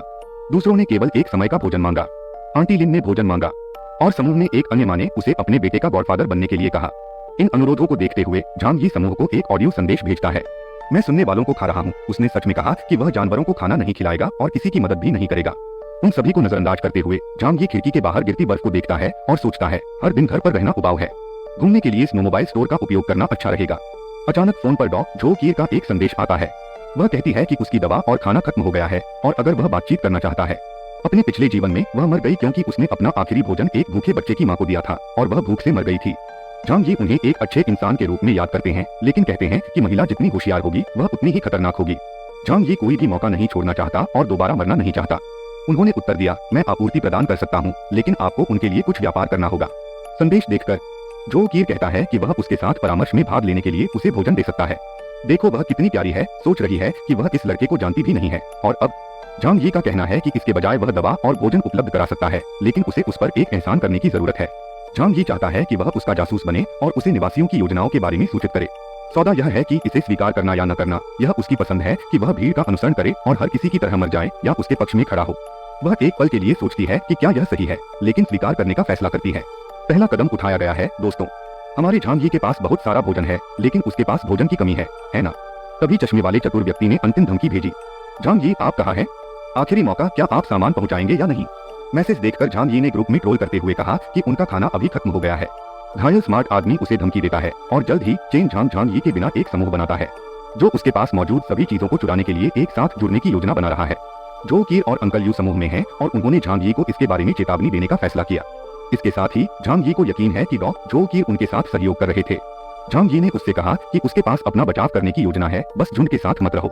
सुबह के 2:30 बजे थे जब हथियारबंद लोगों का एक समूह चिल्लाते हुए घर की ओर बढ़ा और कहा कि उन्हें स्वार्थी को मारना है। उन्होंने अपनी पूरी ताकत से दरवाजा खटखटाया। सुरक्षा कैमरों के माध्यम से यह देखकर झांग जी ने हाई वोल्टेज डिवाइस चालू कर दिया। जो लोग करीब थे वे करंट की चपेट में आ गए और मर गए। अफसोस की बात है, बाकी लोग डरे हुए थे और भागना चाहते थे। हालांकि जैसे ही वे मुड़े, चेन झांग और उनके गिरोह ने उन्हें रोक लिया। उसने उन्हें आदेश दिया कि वे दरवाजा तोड़ना जारी रखें, अन्यथा वे मर जाएंगे। निवासियों को प्रेरित करने के लिए चश्मे वाले स्मार्ट व्यक्ति ने कहा कि अब उन्हें उन पड़ोसियों का बदला लेने के लिए झांग यी को मारना होगा जिन्हें उसने अभी मारा था। इसके अलावा अंदर एक चिमनी और बहुत सारा भोजन है। प्रोत्साहित होकर निवासियों ने एक लकड़ी का लट्ठा उठाया और दरवाजा तोड़ने की कोशिश करते रहे।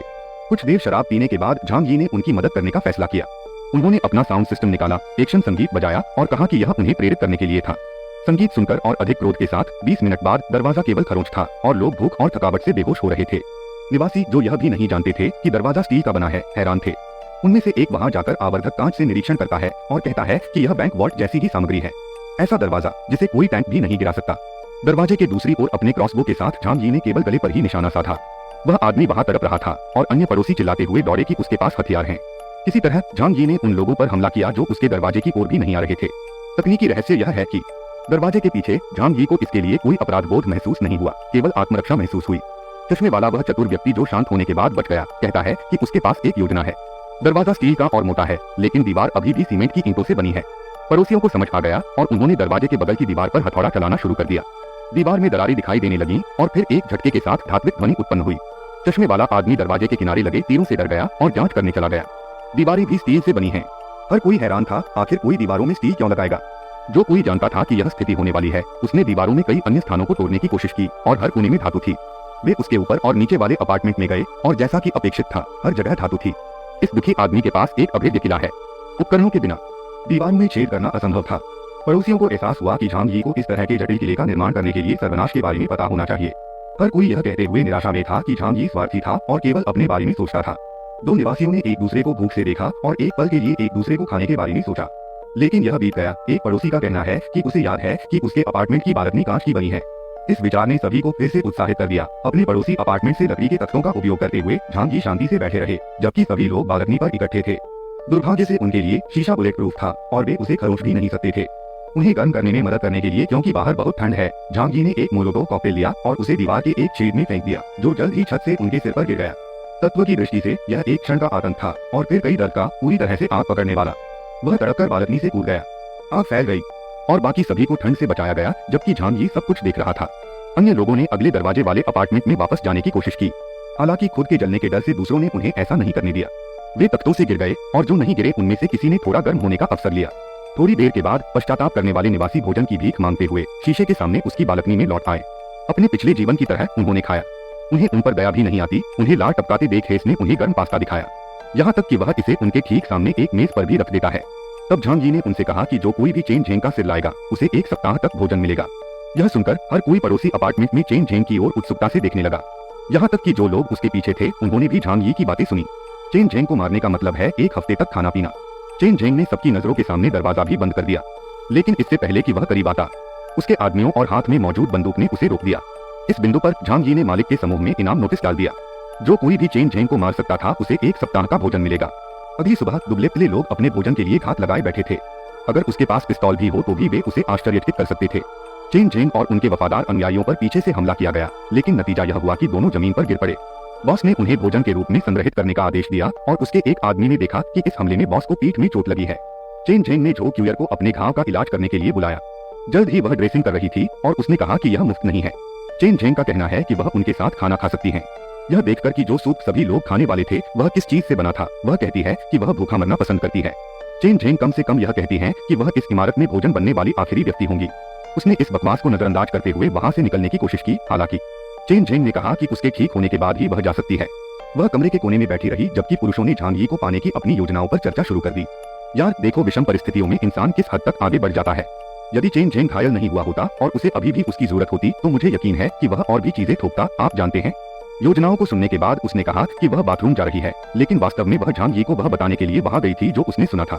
बाद में चेन झेंग के आदमी भोजन और स्टील लेने के लिए पड़ोसी अपार्टमेंट में गए। उन्होंने उन्हें अंदर जाने दिया और यह नहीं सोचा कि खाना उनके लिए है। उन्होंने दंपति के सिर पर वार कर उन्हें मार डाला, लेकिन यह सुनिश्चित करने के लिए उन्होंने और भी वार किए। चेन झेंग ने हमारे डॉक्टर से कहा कि उसके घर के आसपास शिकारी नहीं हो सकते, क्योंकि वे उसका शिकार करने की कोशिश कर सकते हैं। जो क्यूयर यह देखना शुरू कर रहा है कि चीजें कैसी हैं। जिस घर में फुहड़ यू किंग के दोस्त हैं, उन्हें बिना किसी दवा के तीर निकालना पड़ा। सभी को गंभीर संक्रमण है, शायद ठंड कुछ दर्द दूर कर रही है। जो पेंग ने अपने चचेरे भाई से झांग यी को एक बार और समझाने की कोशिश करने के लिए कहा, लेकिन उसने कहा कि यह बेकार है, कोई रास्ता नहीं है। दिन बीतते हैं और झांग यी केवल खाता है और चेन झेंग को फिर से घात लगाए जाने के डर से देखता है। जैसे जैसे वह अधिक से अधिक खाता है, झांग यी उसकी स्थिति के बारे में पूछने के लिए झो क्यूयर को बुलाती है। वह कहती है कि चेन झेंग पागल हो गया था, सबका खाना खत्म हो गया, वे हर किसी को मारने और भोजन की तलाश करने के लिए हर दिन घरों पर हमला कर रहे हैं, इसके अलावा मृतकों को बाद के लिए रख रहे हैं। उसने कई दिनों से कुछ नहीं खाया है और पूछती है कि क्या वह उसे बचा सकता है। वह एक पल के लिए सोचता है कि एक सक्षम डॉक्टर होने के नाते वह बहुत उपयोगी है। सर्वनाश के बाद की दुनिया में डॉक्टर खजाना है। तो झांग यी कहती है कि वह एक आखिरी काम करने के बाद उसके घर आ सकती है। थोड़ी देर बाद जो पेंग हताश होकर अपने दरवाजे को पीटने जाता है। वह कहता है कि उसका प्यार यू किंग भूख से मर रहा है। वह झांग यी के दरवाजे पर गया और उस लड़की के लिए खाना मांगा जिसने उसे इस्तेमाल किया और अस्वीकार कर दिया। झांग यी का यह भी कहना है कि उनमें टेटनस पहले से ही विकसित हो चुका है, अब दवाएं काम नहीं करेंगी। जैसे ही वह घर वापस आता है, उसे याद आता है कि उसने कभी फुहड़ लड़की का हाथ भी नहीं पकड़ा था। इसलिए मृत्यु की प्रतीक्षा करने के बजाय वह यू किंग के कमरे में भाग गया, घुटनों के बल बैठ गया और उससे शादी करने के लिए कहा। उसने निराश होकर उसे फेंक दिया। हारने वाले ने उसकी गर्दन पकड़ ली और कहा कि वे फिर नर्क में शादी करेंगे। उसने यह कहते हुए उसके चेहरे पर थप्पड़ मारा कि वह झांग यी की है। जेंग पेंग फिर कहता है कि उसे पाने के लिए उसे नरक में जाना होगा। फिर हम डॉक जो कीर के पास वापस जाते हैं। उसने पुरुषों से कहा कि वह आज उनके लिए अच्छा भोजन बनाएगी। उन्हें यह भी ध्यान नहीं आएगा कि यह नियमित मांस नहीं है। प्रसन्न होकर उन्होंने सोचा कि वह गौरव के बारे में भूल गई है। वह उनसे कहती है कि वह उनकी तरह मरना नहीं चाहती। थोड़ी मदद करने के बाद वह कहती है कि बाकी सब वह अकेले ही संभाल लेगी। सूप में कुछ डालकर और अच्छी तरह हिलाकर उसे यह प्रयास करना पड़ा कि उसे वहीं उल्टी न हो जाए। कुछ समय बाद उसने सभी की सेवा की। सूप सचमुच बहुत अच्छा लग रहा था, सभी ने कहा। उनका विश्वास हासिल करने के लिए जो कीर ने भी खुद को सूप का कटोरा परोसा और अपने कमरे में वापस चली गई। यह आशा करते हुए कि उसकी दवा असर करेगी, उसने नींद की गोलियों की एक पूरी शीशी उसमें डाल दी और कुछ ही मिनटों में सभी लोग सो गए। राहत मिली, यह काम कर गया। उसने संदेश भेजा कि सभी लोग सो रहे हैं, उसे आगे क्या करना चाहिए। झांग यी का आदेश है कि सभी को बालकनी में ले जाया जाए। वह दूसरी तरफ से सब कुछ देख रहा था। ठंड महसूस करते हुए वह पूछती है कि क्या वह उन्हें मारने का इरादा रखता है। यह सुनकर उसने रस्सी फेंकी और कहा, कमोबेश यही है, उसे सभी को बालकनी की रेलिंग से बांध देना चाहिए। वह कहती है कि वह कम से कम मदद कर सकता है, लेकिन वह कहता है कि यहाँ उसकी ही परीक्षा हो रही है। सभी को रेलिंग से बांधकर उसने चेन झेंग की बंदूक पकड़ ली। चिंतित होकर उसने उसे पत्रिका निकालने और बंदूक उस पर फेंकने की चेतावनी दी। उसने यह भी मोलभाव करने की कोशिश की कि क्या उसे उस पर भरोसा करना चाहिए, लेकिन इस तर्क के साथ कि यह उसकी एकमात्र पसंद है। जो कीर ने बात मानी और झांग यी पर बंदूक फेंक दी। बंदूक प्राप्त करने के बाद उन्होंने इसकी जांच की और पुष्टि की कि यह वही बंदूक है जिसका इस्तेमाल चेन झेंग ने किया था। फिर वह कमरे में वापस गया, पानी की नली पकड़ी और वहां से उसने जो कीर को चेतावनी दिए बिना बालकनी पर पानी फेंक दिया। पानी गिरने के दौरान वह अपार्टमेंट में दाखिल हुई और कुछ ही देर में चेन झेंग और बाकी सभी लोग चिल्लाते हुए जाग गए। उनके हाथ पैर बंधे देखकर उसे एहसास हुआ कि उसे नशीला पदार्थ दिया गया है। वह बस झांग यी को कुछ बार कोस सकता था।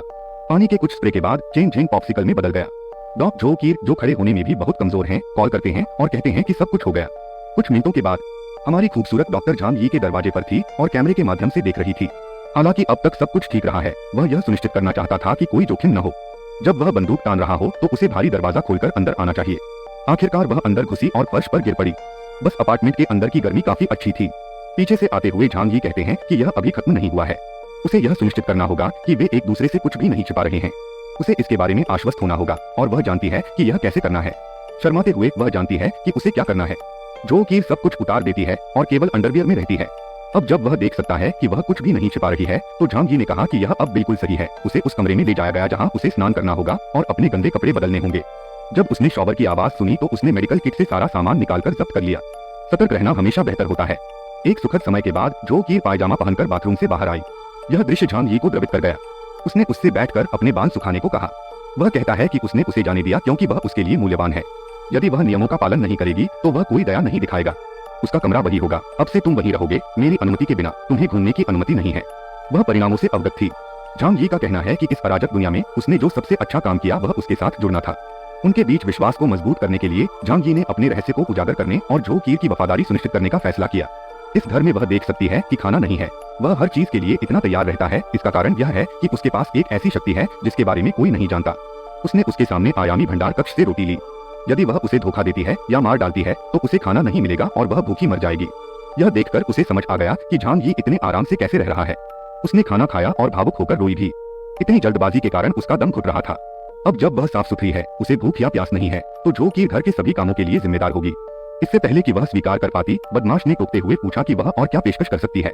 एक बुद्धिमान व्यक्ति होने के नाते वह जानती थी कि वह क्या चाहता है। इस दृश्य से झांग यी की आंखें भी चौड़ी हो गईं।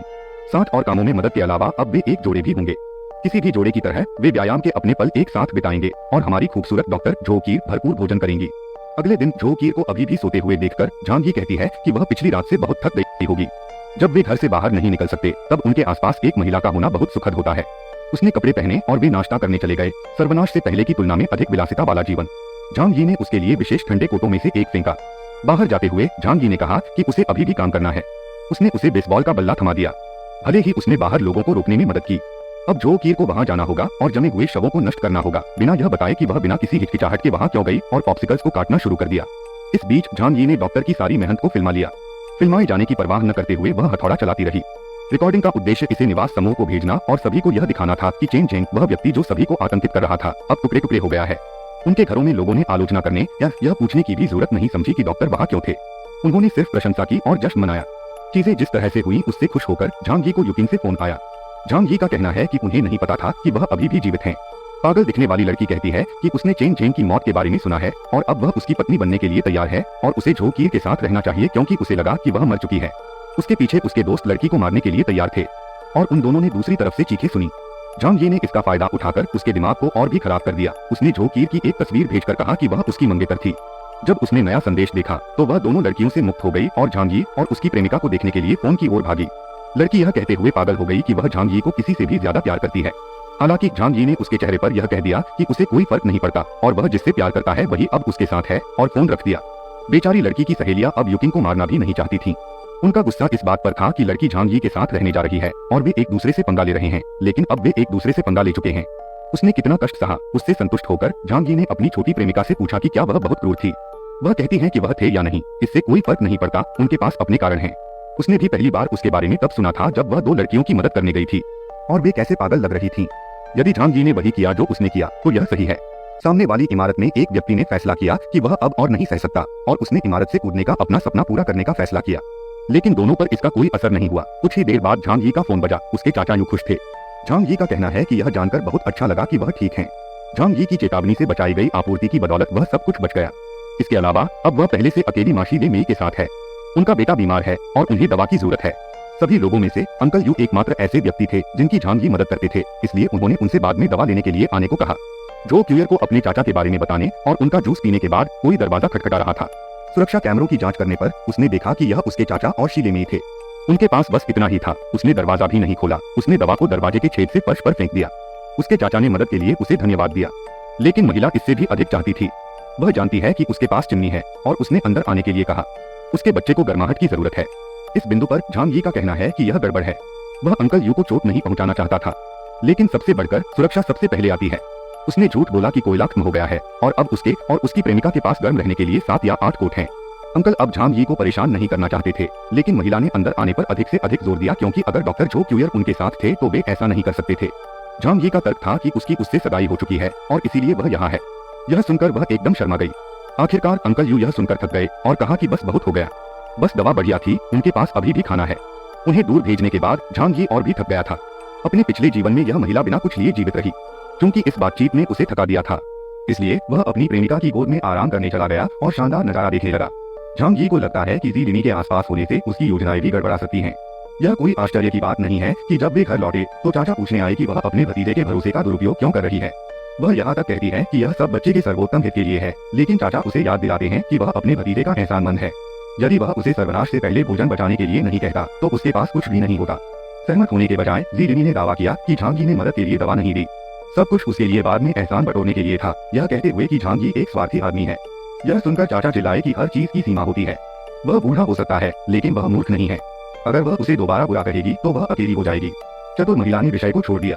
अगली सुबह दूसरी इमारत के लोगों ने झांगी की इमारत तक बर्फ के नीचे एक सुरंग खोदी। उनका सामना करने वाले हर व्यक्ति को दुश्मन के रूप में देखा जाता था और पहले बदकिस्मत को एक ही गोली लगती थी और वह पलट जाता था। वे मजबूत दरवाजे से अवगत थे और इसे खोलने के लिए डायनामाइट ले आए। उनमें से एक ने उसे जलाया, भागा और विस्फोट से नुकसान हो गया। इस विस्फोट के बेतुके शोर ने झांगी को जगा दिया और वह तुरंत जांचने गया कि क्या हो रहा है। कैमरे के माध्यम से उन्होंने आसपास रहने वाले निर्माण श्रमिकों को देखा।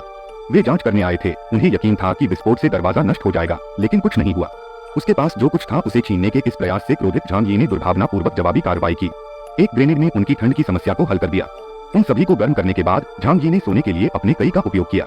उसकी गोलियां खत्म हो रही थीं क्योंकि उसकी बैलिस्टिक आपूर्तियां कम थीं और इससे उसे पुष्टि हो गई कि अन्य इमारतों के लोगों को उसके भंडार के बारे में पता होना चाहिए और वे भी उसके पीछे आ रहे हैं। इन विस्फोटों और गोलियों ने हमारे प्यारे डॉक्टर को भयभीत कर दिया।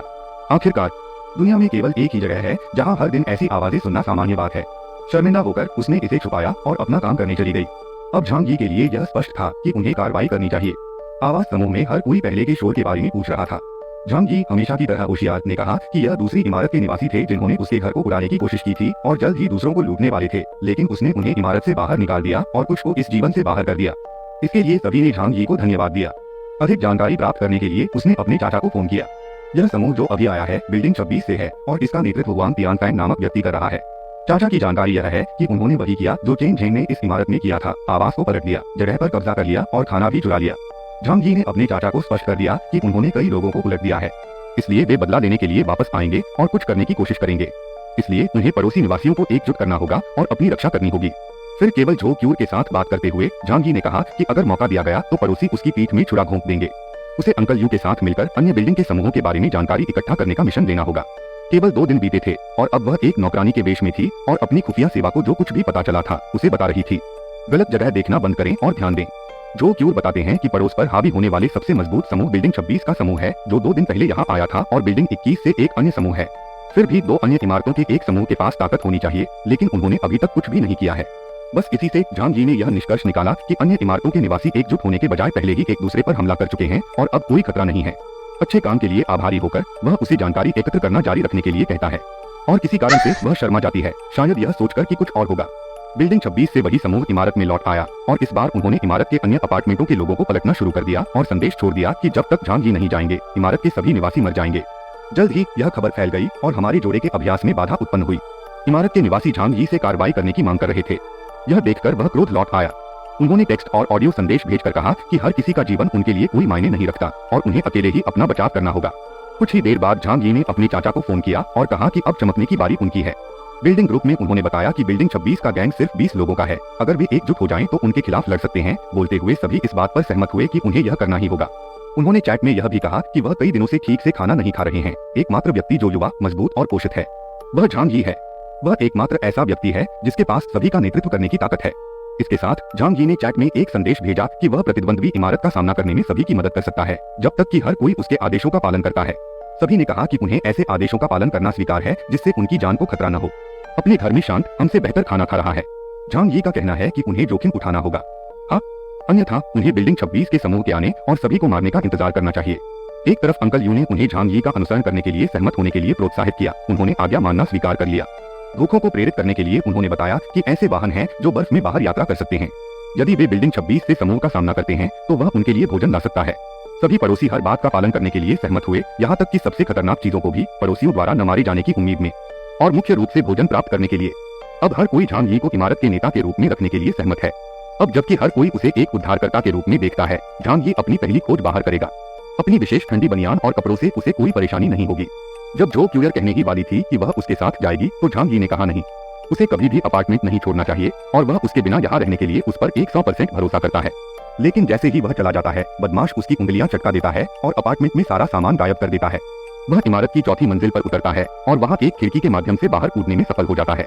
तो बर्फ पहले से ही 4 मंजिल ऊंची है।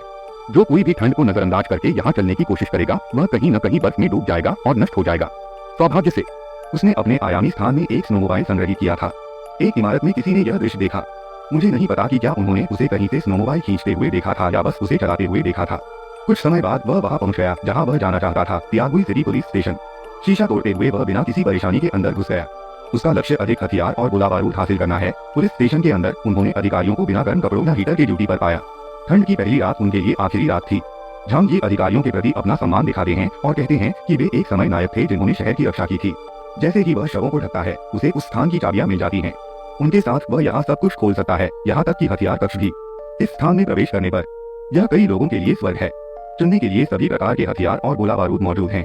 उसने बस सब कुछ अपने आयामी लूट स्थान में डाल दिया। झांग जी का कहना है कि अब उन्हें अपने तोपचारे के लिए भोजन की जरूरत है। वह अपने स्नोमोबाइल पर लौटता है और वहां चल देता है जहां शॉपिंग मॉल होना चाहिए। जमीन खोदने पर उसे उस स्थान की छत मिली।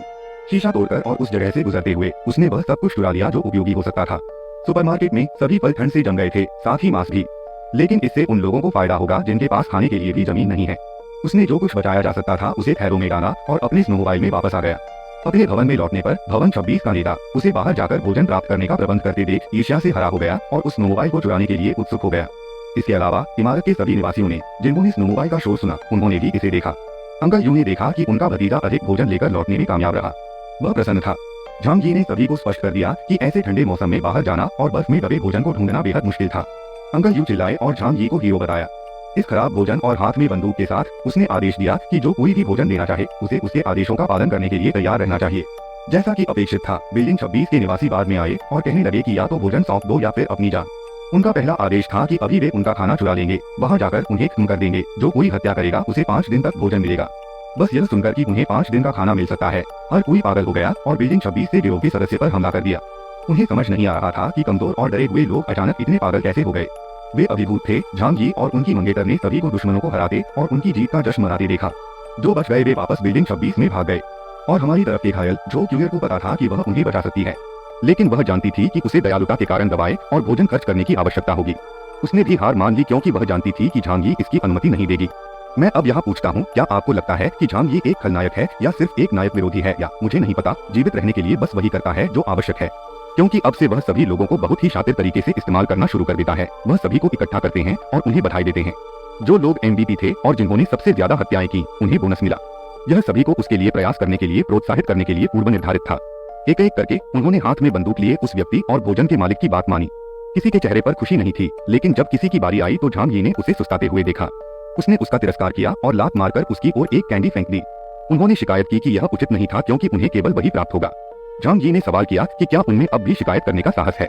उस आदमी ने कुछ नहीं किया और बस पीछे रह गया, चिल्लाता रहा और हमला करता रहा। जिन लोगों को कम खाना मिलता था और वे दुखी थे, वे अब यह जानकर खुश हैं कि ऐसे लोग भी हैं जिनकी हालत बदतर है। बहस करने की कोशिश करते हुए जू हाओ ने कहा कि बहुत से लोग लड़ रहे थे और उसे लड़ाई में शामिल होने का कोई रास्ता नहीं मिल रहा था।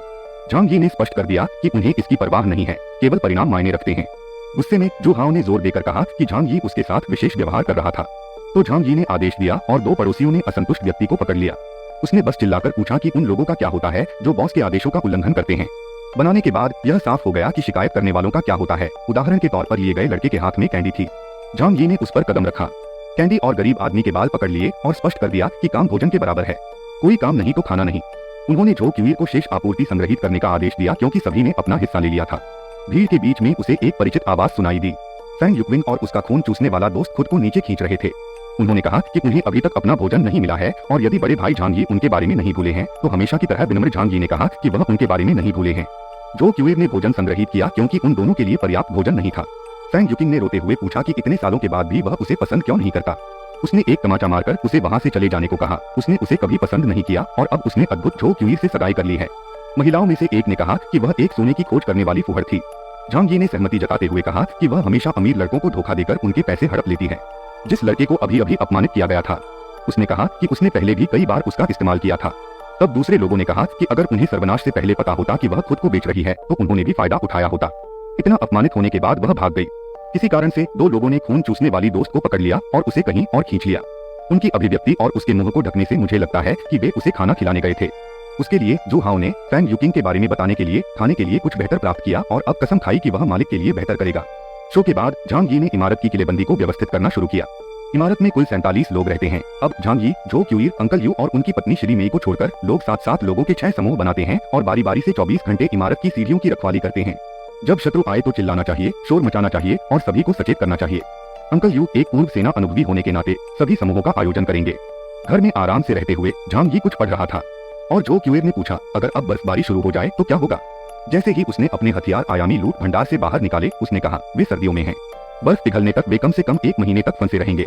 इसके अलावा सर्वनाश में सबसे बड़ा खतरा मौसम नहीं बल्कि लोग हैं। अब इस व्याप हथियार के साथ उसके पास घर छोड़े बिना दुश्मनों से लड़ने का मौका है। उसने हथियार के दायरे से देखा कि कुछ लोग उसकी बिल्डिंग के गैराज की ओर जा रहे थे। वे निश्चित रूप से उस स्नोमोबाइल के पीछे जा रहे हैं जिसे झांग जी वहां छोड़ने का नाटक करता है, लेकिन वास्तव में लूट के भंडारण में रख देता है। अंकल यू ने झांग जी को फोन करके कहा कि रक्षा टीम उचित रूप से संगठित है और पिछली बार जब वे दवा लेने गए थे तो श्री मेई ने जो कहा था उसे गंभीरता से न लेने के लिए कहा। आखिरकार वह एक बकबक है। झांग जी ने कहा कि उन्हें इसकी परवाह नहीं है, लेकिन उन्होंने पूछा कि क्या चाचा किसी और के बच्चे का पालन पोषण करना चाहते हैं। कठिन समय में मजबूत पुरुष बहुत मूल्यवान होते हैं और उन्हें कोई भी महिला मिल सकती है जो वह चाहते हैं। लेकिन चाचा की असुविधा को समझते हुए झांग जी ने कहा कि श्री मेई भी एक अच्छी महिला है और अगर ऐसा है तो उसे खत्म कर देना चाहिए।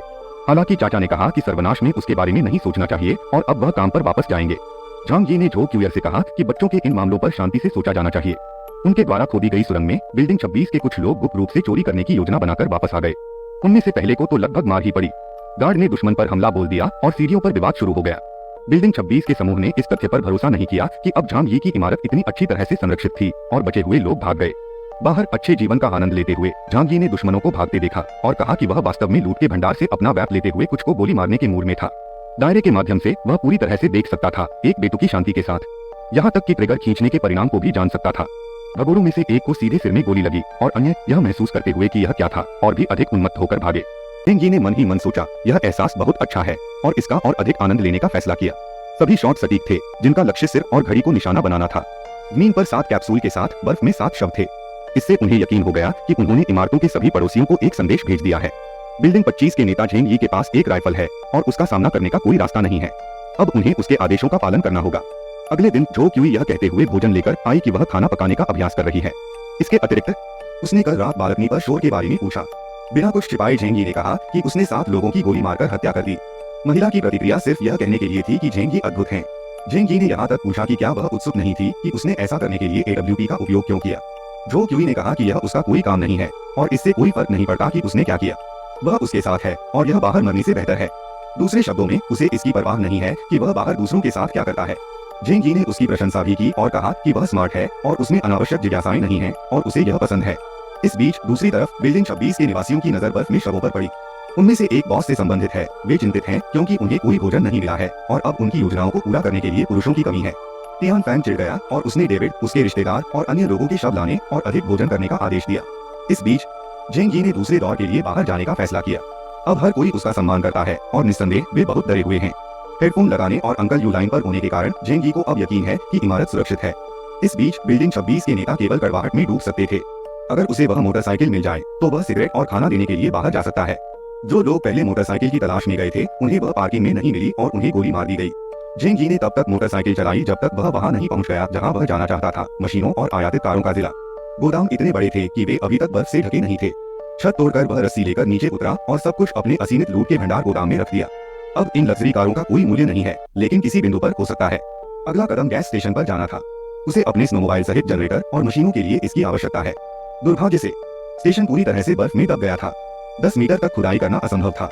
निराश होकर कि उसकी योजनाएं पहली बार काम नहीं कर पाई, उसने खुद को बर्फ में फेंक दिया और सोचा कि उसकी सभी संग्रहित मशीनों के लिए गैसोलीन होना कितना अच्छा होगा। वह उसके बारे में सोच ही रहा था कि उसे याद आया कि उसके पास एक विशाल उत्खनन यंत्र भी रखा हुआ है। उसके पास जो थोड़ा सा ईंधन है उससे वह बर्फ खोदकर खोद सकता है। जब तक वह गैस स्टेशन के लिए रास्ता साफ करने में कामयाब नहीं हो गया तब तक ज्यादा समय नहीं लगा। जगह के अंदर स्टेशन के गोदाम टैंक हैं। सौभाग्य से ईंधन जमा हुआ नहीं है। उसे बस टैंकों को सील करना था और उन्हें अपने लूटे गए भंडारण स्थान में सुरक्षित रखना था। एक पल के लिए उसे एहसास होता है कि इसकी और उसकी खुदाई करने वाली मशीन की मदद से वह दबी हुई हर चीज को खोदकर निकाल सकता है और कोई भी उसे रोक नहीं पाएगा। इसी बीच बिल्डिंग में एक पड़ोसी के बच्चे को तेज बुखार हो गया। झो क्यूयर बच्चे की देखभाल के लिए गया, लेकिन ज्यादा कुछ नहीं कर सका क्योंकि झांग यी हमेशा दवाइयां रखता था। अंकल यू अपनी प्रेमिका जिलिनी के बेटे से बची हुई दवा लाए। उन्होंने माँ को सांत्वना दी कि सब ठीक हो जाएगा। बच्चे का बुखार कम हो गया। हालांकि झो क्यूयर ने माँ को उसकी स्थिति पर नजर रखने की याद दिलाई। वे मुश्किल से ही दूर हटे थे कि उन्हें एक चीख सुनाई दी। आंटी लिन ने बच्चे पर हमला किया और अपने बेटे को बचाने के आवेग में माँ ने हस्तक्षेप किया और उसे गोली लग गई। झो क्यूयर कुछ सेकंड के लिए बच्चे को पकड़ने में कामयाब रहा। आंटी लिन यह कहते हुए पागल हो गई कि क्योंकि उन्होंने उनके पोते की मदद नहीं की वह जीवित नहीं रह सका, इसलिए अब किसी को भी यहाँ बच्चे पैदा करने का अधिकार नहीं है। प्यारी झो क्यूयर बच्चे को बचाने के लिए कृत संकल्प थी। उसके साथ सीढ़ियों से दौड़ी। आंटी लिन डॉक्टर का पैर पकड़ने में कामयाब रही। माँ की तरह उसने अपने शरीर से बच्चे की रक्षा की। आंटी लिन अपने रास्ते में आने वाली हर चीज को खत्म करने के लिए कृत संकल्प थी। अंकल यू ने आंटी लिन को लात मारी और सीढ़ियों से नीचे फेंक दिया। वह बॉस की पत्नी को बचाने के लिए ठीक समय पर पहुंच गया। अपनी अनुपस्थिति में सब कुछ सुरक्षित रखने में विफल रहने के लिए वह खुद को माफ नहीं करेगा। आंटी लिन उन सभी पर क्रोधित थी। अंकल यू ने स्पष्ट किया कि झांग यी ने चेन झेंग को खत्म कर दिया और इसीलिए हर कोई सुरक्षित है। इसके अतिरिक्त झो कियर ने बताया कि चेन झेंग के चले जाने के बाद उसने झांग यी से अपने पोते को दवा देने की विनती की। हालांकि जब वह इसे देने गई तो उसे पता चला कि आंटी लिन ने खुद अपने पोते को खाने के लिए मार डाला था। बूढ़ी औरत को इनकार में चिल्लाते हुए छोड़कर अंकल यू के साथ आए लोगों ने कहा कि उसे अपने बुरे कामों के लिए भुगतान करना होगा और वे मदद कर सकते हैं। उनके अनुसार वसा अच्छी तरह से जलती है और उन्हें अच्छा अलाव जलाए काफी समय हो गया है। झांग यी के पास लौटकर घर के बाहर वह गैस स्टेशन पर एक तंबू में सोया और अब वह और अधिक अन्वेषण के लिए बाहर जा रहा है। अपने उत्खननकर्ता के साथ वह शहर की सैन्य चौकी तक गया और खुदाई करके उसने सैन्य अड्डे तक पहुंच प्राप्त की। हालांकि सभी सैन्य आपूर्तियां ले ली गई। उन्होंने बस यही सोचा था कि सैन्य नेता सभी उपकरणों के साथ जीवित समाज से सत्ता छीनने की कोशिश करेंगे। अगर ऐसा है तो उसे इन लोगों से भी खुद को बचाने के लिए खुद को हथियारबंद कर लेना चाहिए। किसी और चीज की खुदाई करते समय उसने डेरे की एक दीवार तोड़ दी। हमें आश्चर्य हुआ कि सब कुछ सेना द्वारा नहीं लिया गया। इस स्थान पर भारी मात्रा में हथियार और गोला बारूद सीधे उसके लूटे गए भंडार में चला गया। इतनी देर दूर रहने के बाद वह अपने स्नोमोबाइल पर घर लौट आया और इस बार बिना खाना लाए। पड़ोसियों ने देखा कि वह बिना भोजन के हैं और तुरंत शिकायत करने लगे। झांग जी ने प्रतिवाद किया कि इस बार पूरे दिन भी उन्हें कुछ नहीं मिला, लेकिन अगर वे चाहें तो वे अपना भोजन खोजने के लिए बाहर जा सकते हैं और अब उसका अनुसरण नहीं कर सकते हैं, और वह उन्हें कृतज्ञ कहता है। झांग जी को एहसास हुआ कि एक दिन के लिए भोजन वापस नहीं लाने से उन्हें लगा कि उनके साथ गलत व्यवहार किया गया है, क्योंकि इमारत की रक्षा करने के उनके काम का भुगतान नहीं किया जा रहा था। यद्यपि उन्होंने कहा कि चर्चा समाप्त हो गई है, कुछ निवासियों ने संपर्क किया और सुझाव दिया कि वह अगली बार उनमें से कुछ को खोजने के लिए ले जा सकते हैं और इस तरह वह अधिक आराम कर सकते हैं। केवल झांग जी ही नहीं, बल्कि हमने इस अजीब आदमी पर भी ध्यान नहीं दिया जिसका हाथ उसकी पीठ के पीछे छिपा हुआ था। झांग जी ने हाथ का इशारा किया और अगले ही पल विद्रोही के सिर पर एक बार हुआ और वह जमीन पर गिर गया। उनके साथ मौजूद अन्य लोगों ने माफी मांगी, लेकिन झांग जी ने स्पष्ट कर दिया कि कोई माफी नहीं है। उसने सभी को गोली मार दी और उनमें से कम 4 सो गए। बाकी लोग खिड़की के रास्ते भाग गए। शोर ने अंकल यू और झोके का ध्यान खींचा, जो चिंतित होकर वहां भागे। उन्होंने बस इतना कहा कि वे गद्दार थे और उन्होंने दया के साथ जवाब दिया। अंकल यू ने बस इतना कहा कि वे इतने सहज थे कि वे अपनी जगह भूल गए। झांग जी फिर घर चला गया, जैसे कि अब जो हुआ उसका कोई मतलब ही नहीं था।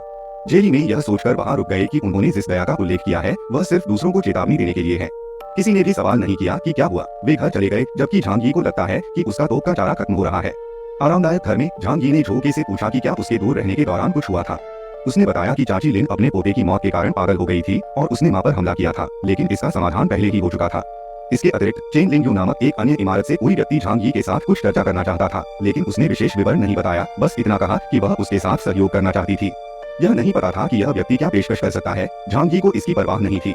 उसके पास वह सब कुछ है जिसकी उसे जरूरत है, और बाहर के लोग केवल ठंड और भूख से मरने का इंतजार कर सकते हैं। यह जानने के लिए कि क्या वह महिला के अनुरोध को अनदेखा करने जा रहा है, उसने उसकी जानकारी मांगी और झोके को इस व्यक्ति के बारे में जो पता है वह यह है कि चेन लिंग यू एक सौंदर्य प्रसाधन कंपनी का मालिक था और अब बिल्डिंग 9 को पूरी तरह से नियंत्रित करता है। झांग जी के लिए यह एकमात्र आश्चर्य था, इस प्रकार एक महिला के पास पूरी इमारत पर कब्जा करने की शक्ति थी। जिज्ञासावश झोके कहता है कि उसे इस महिला से बात करनी चाहिए, इसलिए उसके फोन पर पहले से ही उसके और दूसरी इमारत के नेता के संदेश थे। वह सीधे चेन लिंग के पास गया और पूछा कि वह क्या चाहती है। वह आवाज से बोलना चाहती थी और झांग जी ने तुरंत कहा कि उसके पास बोलने का धैर्य नहीं है, यह पाठ द्वारा होगा। पंक्ति के दूसरे छोर पर चेन लिंग ने केवल यही सोचा था कि बिल्डिंग 26 को गिराने वाले इस व्यक्ति के पास एक स्नोमोबाइल और एक राइफल है। वह कहती है कि उन्होंने उसके बारे में सुना है और जानते हैं कि उसके पास एक स्नोमोबाइल है। वह पूछता है कि उन्हें क्या पेशकश करनी है। मूल रूप से वहाँ 76 कर्मचारी हैं जो भोजन की खोज के लिए उसके स्नोमोबाइल का भी उपयोग कर सकते हैं। संक्षेप में वह स्नोमोबाइल चाहती है और वह पहले से ही उनके लिए भोजन उपलब्ध कराए, ताकि उनके पास उसके स्नोमोबाइल के साथ और अधिक खोज करने की ताकत हो, और उसे पता होना चाहिए कि जल्द ही पड़ोस के सभी लोग उसके खिलाफ हो सकते हैं। इसलिए सहयोगियों का होना बुद्धिमानी है। अब असंतुष्ट होकर उसने पूछा कि मना करने से क्या होगा। उसने कभी भिखारियों को डरा धमकाकर खाना मांगते नहीं देखा था। चेन लिंग शांत थे और उन्होंने स्पष्ट कर दिया कि वर्तमान में झांग जी सभी पड़ोसी इमारतों के लिए एक लक्ष्य है। यह केवल समय की बात है कि यदि वह सहयोग नहीं करता है तो हर कोई एकजुट होकर उन पर एक साथ हमला करेगा। ऐसे में उन्होंने इस बारे में सोचने के लिए समय मांगा और दूसरी इमारतों को देखते हुए फोन रख दिया। वह जानता था कि उसका घर अभेद्य है, लेकिन अगर सभी लोग एकजुट हो जाएं, तो किसी भी विषम परिस्थिति में वे उसकी इमारत को गिरा सकते हैं। जब वह बाहर निकलने का रास्ता सोच रहा था, तभी एक अन्य व्यक्ति उसे फोन पर बुला रहा था। इस बार यह ली जियान थे, जिन्होंने भी सहयोग करने के लिए कहा। उनकी बिल्डिंग 18 को शांत किया गया था और सभी ने एक दूसरे का सहयोग किया, संसाधनों को आपस में बांटा और उनका ध्यान लोगों की मानवता को बनाए रखने पर है। वह दूसरों के साथ संघर्ष में प्रवेश करने के लिए बिल्डिंग 25 की मदद करने के लिए तैयार है और बस कुछ आपूर्ति के बदले में उसकी कोई भी सेवा है। झांग जी ने झो क्यूलर से पूछा कि बिल्डिंग 18 में कौन सी चीजें हैं। उसकी जानकारी यह है कि उसने संकेत दिया कि ली जियान ने सर्वनाश के बाद इमारत के सभी निवासियों को एकजुट किया, लेकिन इतने सारे लोगों के लिए उसके संसाधन लंबे समय तक नहीं रहेंगे। उन्होंने जवाब दिया कि उन्हें भी सोचने की जरूरत है। जल्द ही उसने देखा कि कई अन्य लोगों ने उसे मैसेज किया था। झांग जी यह दिखाने के लिए झो क्यूर के पास गया कि उसे उन सभी को मारना पड़ सकता है। इस समय डॉक्टर के मन में यह था कि उसने झांग जी के साथ जुड़कर सही विकल्प चुना है। इस बार उसने अपनी प्रेमिका से सलाह मांगी, लेकिन अजीब बात यह है कि उसी समय उसने जुबली को भी दांव पर लगा दिया और पूछा कि क्या बेहतर है, सहयोग करना या उन सभी को नष्ट कर देना। तब वह ध्यान केंद्रित नहीं कर पाने के कारण ठीक से उत्तर भी नहीं दे पाई। आप जानते हैं कि मेरा क्या मतलब है। कुछ समय बाद उसने उससे अपने पैरों पर पहनने के लिए बुलेट प्रूफ जैकेट काटने को कहा। अब उनकी योजना इस प्रकार थी। अपनी इमारत के निवासियों के समूह में उसने उन्हें बताया कि पड़ोसियों ने उसे स्नोमोबाइल सौंपने की धमकी दी है, अन्यथा वे इमारत पर हमला करेंगे। यदि वह ऐसा करता है तो अब से इमारत के सभी लोगों को अपने भोजन की तलाश स्वयं करनी होगी। जल्द ही हर कोई इसके खिलाफ हो गया और अन्य इमारतों के खिलाफ जाने के लिए झांग जी का अनुसरण करने के लिए तैयार हो गया। झांग जी को केवल पड़ोसी इमारतों के नेताओं के साथ एक नए समूह में रखने में अधिक समय नहीं लगा। वहाँ उन्होंने स्पष्ट कर दिया कि यदि झांग यी सभी शर्तों का पालन करने से इनकार करते हैं तो वे सभी इमारतों के सार्वजनिक दुश्मन बन जाएंगे। उन्होंने सभी मांगे की सब कुछ वैसा ही होने दिया जैसा वे चाहते थे। उनके पास शानदार विचार था। उन्होंने सहयोग करने का फैसला किया और सभी नेताओं के साथ एक बैठक की। उनका विचार सभी नेताओं को खत्म करने का था। बिना नेताओं के बाकी निवासी उसके विरुद्ध संगठित नहीं हो सकेंगे। एक सभा स्थल निर्धारित करके वह नीचे गया और भवन से अपने अनुयायियों के साथ व्यवस्था की और सभी को प्रोत्साहित करने के लिए उन्होंने उन्हें गुणवत्तापूर्ण भोजन दिया और कहा कि उन्हें अपने घर की रक्षा के लिए मजबूत और ऊर्जावान होने की आवश्यकता है। उनमें से एक ने पूछा कि क्या वे शांति की आशा कर सकते हैं। झांग यी का कहना है कि इतना ही नहीं, अगर सब कुछ ठीक रहा तो यहाँ किसी को खाने की दिक्कत नहीं होगी। प्रेरित होकर हर कोई अब अपने उद्धारकर्ता की पूजा कर रहा है और उसके लिए कुछ भी करने को तैयार है। सुरंग के माध्यम से बाहर निकल रहा है, खिड़कियों के माध्यम से नहीं। झांग यी और सभी निवासी निर्दिष्ट स्थान पर गए। दूर से देखने पर भी उसे कुछ अजीब सा नजर आया। यहाँ बहुत सारे लोग थे, इसलिए उसने अंकल यू और बाकी निवासियों को भी आने का आदेश दिया और वह अपनी राइफल के साथ पीछे छिपा रहेगा। बातचीत के मैदान में अंकल यू और निवासी पड़ोसी इमारतों के सभी नेताओं और उनके समूहों के सामने खड़े थे। हमारे में से एक ने कहा कि ऐसा लगता है कि वे बातचीत नहीं करना चाहते। दूसरा यह कहते हुए पूरा करता है कि ऐसा लगता है जैसे वे उन्हें नष्ट करना चाहते हैं। क्योंकि उनमें से बहुत से लोग एक दूसरे पर हमला कर रहे हैं, इसलिए उन्हें कोई मौका नहीं मिलेगा। हालांकि अंकल यू ने कहा कि उनका लक्ष्य झांग यी को सहयोग करना है। हम पर हमला करने से इसमें मदद नहीं मिलेगी। 26, 5, 21, 9 और 18 के भवन स्वामी आश्वस्त थे। झांग यी डराने वाला हो सकता है, लेकिन इतने सारे लोगों के सामने उसके पास उन सभी का सामना करने की शक्ति नहीं है। उनमें से एक का कहना है कि वह झांग यी को नहीं देखता है, इसलिए वह हमारी संख्या देखकर डर गया होगा। स्थिति पूरी तरह से उनके पक्ष में है। तियान फैंग ने उसे बातचीत के लिए जल्द आने के लिए चिल्लाया। अंकल यू ने चेतावनी दी कि नेता केवल नेताओं से मिलेंगे, इसलिए उन्हें इस ओर आना चाहिए। चेन लिंग और अन्य लोग असहमत हैं और पूछते हैं कि क्या वे मौत से नहीं डरते, यह महसूस करते हुए कि चीजें कैसे चल रही हैं। झांग यी ने अंकल यू को फोन किया और उन्हें अन्य समूहों से दूर रहने की चेतावनी दी। हमेशा की तरह चतुर अंकल यू ने उन्हें एक क्षण रुकने के लिए कहा और अपने समूह को पीछे हटने को कहा। इस दूरी के साथ झांग यी ने सभी का ध्यान आकर्षित करने के लिए सीटी बजाई। खुले मैदान में किसी को ठीक से पता नहीं था कि झांग यी कहाँ था, न ही उसने अन्य भवन समूहों के बीच में जो ग्रेनेड फेंका वह कहाँ से आया था। नेताओं के पीछे एक बड़ा विस्फोट हुआ, जिसके परिणामस्वरूप एक छेद हो गया, जिससे आसपास के सभी लोग नष्ट हो गए। अंकल यू ने फोन को नेताओं के पीछे स्पीकर पर रखा और पूछा कि क्या उनके पास उनके लिए कोई प्रश्न है। सदमे में वांग चेंग ने पूछा कि इतनी हिंसा क्यों। झांग यी ने फोन पर सवाल किया कि बातचीत के लिए 1000 से ज्यादा लोग क्यों। पहले से ही अपने भवन में वापस जाते हुए उन्होंने कहा कि नियत समय तक 5 मिनट शेष थे। यदि वे बिल्डिंग 25 में उनसे बात करने के लिए सहमत नहीं हुए तो बात खत्म हो गई। चेन लिंग ने सभी से कहा कि वे इसे स्वीकार करेंगे। पहले से ही एक अपार्टमेंट में झांग यी संतुष्ट था। एक ही धमाके में 20 से ज्यादा लोग मारे गए। इससे उसे विश्वास हो जाएगा और अब उसके पास उनमें से केवल 20 ही बचे हैं। कुछ देर बाद सभी नेता इमारत की सीढ़ियां चढ़कर निर्धारित स्थान पर पहुंच गए। क्योंकि वहाँ कोई लिफ्ट नहीं है, वे सभी थके हुए हैं। उन्होंने केवल यह पूछा कि क्या हर कोई वहाँ था, यह पुष्टि करते हुए कि वे थे। सभा आरंभ हुई। कमरे में रहने वालों ने पहले की तरह शांति से अपनी शर्तें रखी कि उसे कैसे सहयोग करना चाहिए।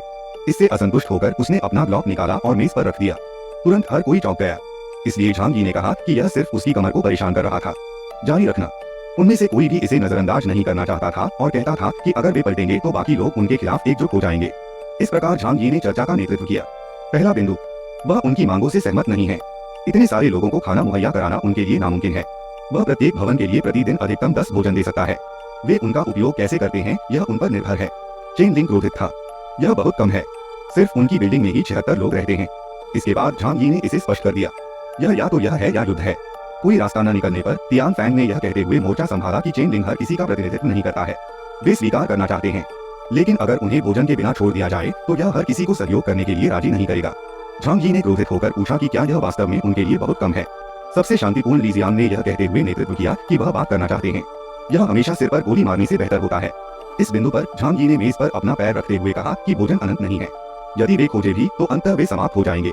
उसने अपनी जेब से बीजों का एक गुच्छा निकाला और मेज पर फेंक दिया। उनका कहना है उन्हें अपना भोजन स्वयं बनाने में सक्षम होने के लिए भोजन रोपण शुरू करना चाहिए। तियान फैंग ने तुरंत सवाल किया, बर्फ में पौधे लगाने की कोशिश करने का क्या मतलब है। उसने अपनी घड़ी का उपयोग करते हुए बताया, बर्फ के नीचे जमीन है, पानी की कमी नहीं होगी। उसकी शर्त यह है कि सभी इमारतों को हर दिन खुदाई और पौधे लगाने के लिए अपने आदमी लगाने होंगे और बदले में वह प्रत्येक इमारत को 10 भोजन देगा। इसके अलावा वह दवाएं, पेय और सिगरेट भी उपलब्ध करा सकता है। सिगरेट सुनते ही दोनों धूम्रपान करने वाले सब कुछ भूल गए और कहा कि अगर वे सिगरेट पी सकते हैं तो उन्हें सब कुछ स्वीकार है। झांग यी ने अपनी जादुई जेब से एक बंद बटुआ निकाला और उन्हें आजमाने के लिए दिया। जब वे धूम्रपान करते हैं तो वह एक तरफ खड़ा होकर पूछता है कि क्या वे सहमत हैं। हर दिन उन्हें सिगरेट का एक डिब्बा मिल सकता है। ली जियांग कुछ कहना चाहते थे, लेकिन धूम्रपान करने वाले सामने आ गए और कहा कि वे उनकी हर बात स्वीकार करते हैं। उन्हें बस हर दिन धूम्रपान करने में सक्षम होना चाहिए। बाकी 3 नेताओं ने अभी तक प्रतिक्रिया नहीं दी है। वे उस व्यक्ति से भयभीत हैं जिसके हाथ में घड़ी है और जिसने पहले ही 2 नेताओं को मना लिया है। एक नेता ने दूसरों पर स्वीकार करने का दबाव डाला। दोनों पहले से ही उसके पक्ष में हैं और अब उसे खुश करना चाहते हैं जितना बाकी लोग बेहतर चर्चा करना चाहते हैं। दोनों कोई शुरुआत नहीं देते। इस बीच झांग यी खिड़की के पास जाता है और देखता है कि इमारतों के निवासी हिलना शुरू कर रहे हैं। तब उसकी प्रतिक्रिया यह होती है कि वह नेताओं के पास जाता है और पूछता है यह क्या है। वांग कियान, जिन्हें पहले ही खरीद लिया गया था, ने पुष्टि की कि सभी नेता यहाँ हैं। किसी के पास उन पर हमला करने का कोई कारण नहीं है। इसके बाद ली जियांग कहते हैं कि अगर वे हमला कर रहे हैं तो यह उनकी अपनी मर्जी से है। झांग यी दूसरों को अंदर आने के लिए चिल्लाता है। यहाँ कमरे में सभी लोग फंसे हुए हैं। इस बीच झांग यी अपनी राइफल निकाल लेता है और किसी ने उसका जादू नहीं देखा। अपने दायरे से वह पहचानता है कि कौन दूसरों को विद्रोह की ओर ले जा रहा है। एक अचूक निशाने से नेताओं को धराशायी कर दिया गया। एक के बाद एक झांग यी ने बढ़त ले रहे सभी को नीचे गिरा दिया। कमरे में बैठे नेता ये सुनकर घबरा गए कि ये क्या हो रहा है। कुछ मिनट बाद और झांग यी शांत हो गए और कहा कि स्थिति सुलझ गई है। यह पूछने पर कि क्या हर कोई बातचीत से सहमत है। जल्द ही दोनों धूम्रपान करने वालों ने हाँ कहा। बाकी जो नहीं मानना चाहते थे उन्हें मजबूरन स्वीकार करना पड़ा। आखिरी ईमानदार ली जिन थे। अब जब सभी सहमत हैं तो कल दोपहर से वे शुरू करेंगे। कमरे से बाहर निकलते हुए उन्होंने ली जियांग की चीजों को थपथपाया और उन्हें अच्छा काम करने के लिए कहा। इस बीच वह उन पर नजर रखेंगे। बिल्डिंग से बाहर निकलते हुए सभी नेता घबराए हुए नजर आ रहे हैं। इसलिए निवासियों में उत्सुकता थी कि क्या हुआ। झांग यी ने उन्हें बताया कि कैसे उन्होंने स्थिति को नियंत्रित किया, लेकिन उन्हें हर दिन उनके लिए लगभग 300 भोजन उपलब्ध कराने का सौदा करना पड़ा। इससे संतुष्ट नहीं, क्योंकि वह इतना भोजन क्यों दे। झांग यी इसका उपयोग करते हैं। उनके अनुसार यदि ऐसा नहीं होता तो उन्हें हजारों से अधिक पड़ोसी मोटरों के खिलाफ लड़ना पड़ता, जिससे निश्चित रूप से यहाँ कई मौतें होती और वह इसे स्वीकार नहीं कर सकते थे। इसलिए उन्होंने उनकी भलाई के लिए इतने अधिक भोजन से इस्तीफा दे दिया। अब बिल्डिंग 25 के सभी निवासी बहुत भावुक होकर रोने लगे। झांग यी एकमात्र ऐसे व्यक्ति हैं जो इतनी अच्छी तरह से सभी का नेतृत्व और देखभाल कर सकते हैं। सभी लोग चले गए, केवल अंकल यू ही वही रह गए।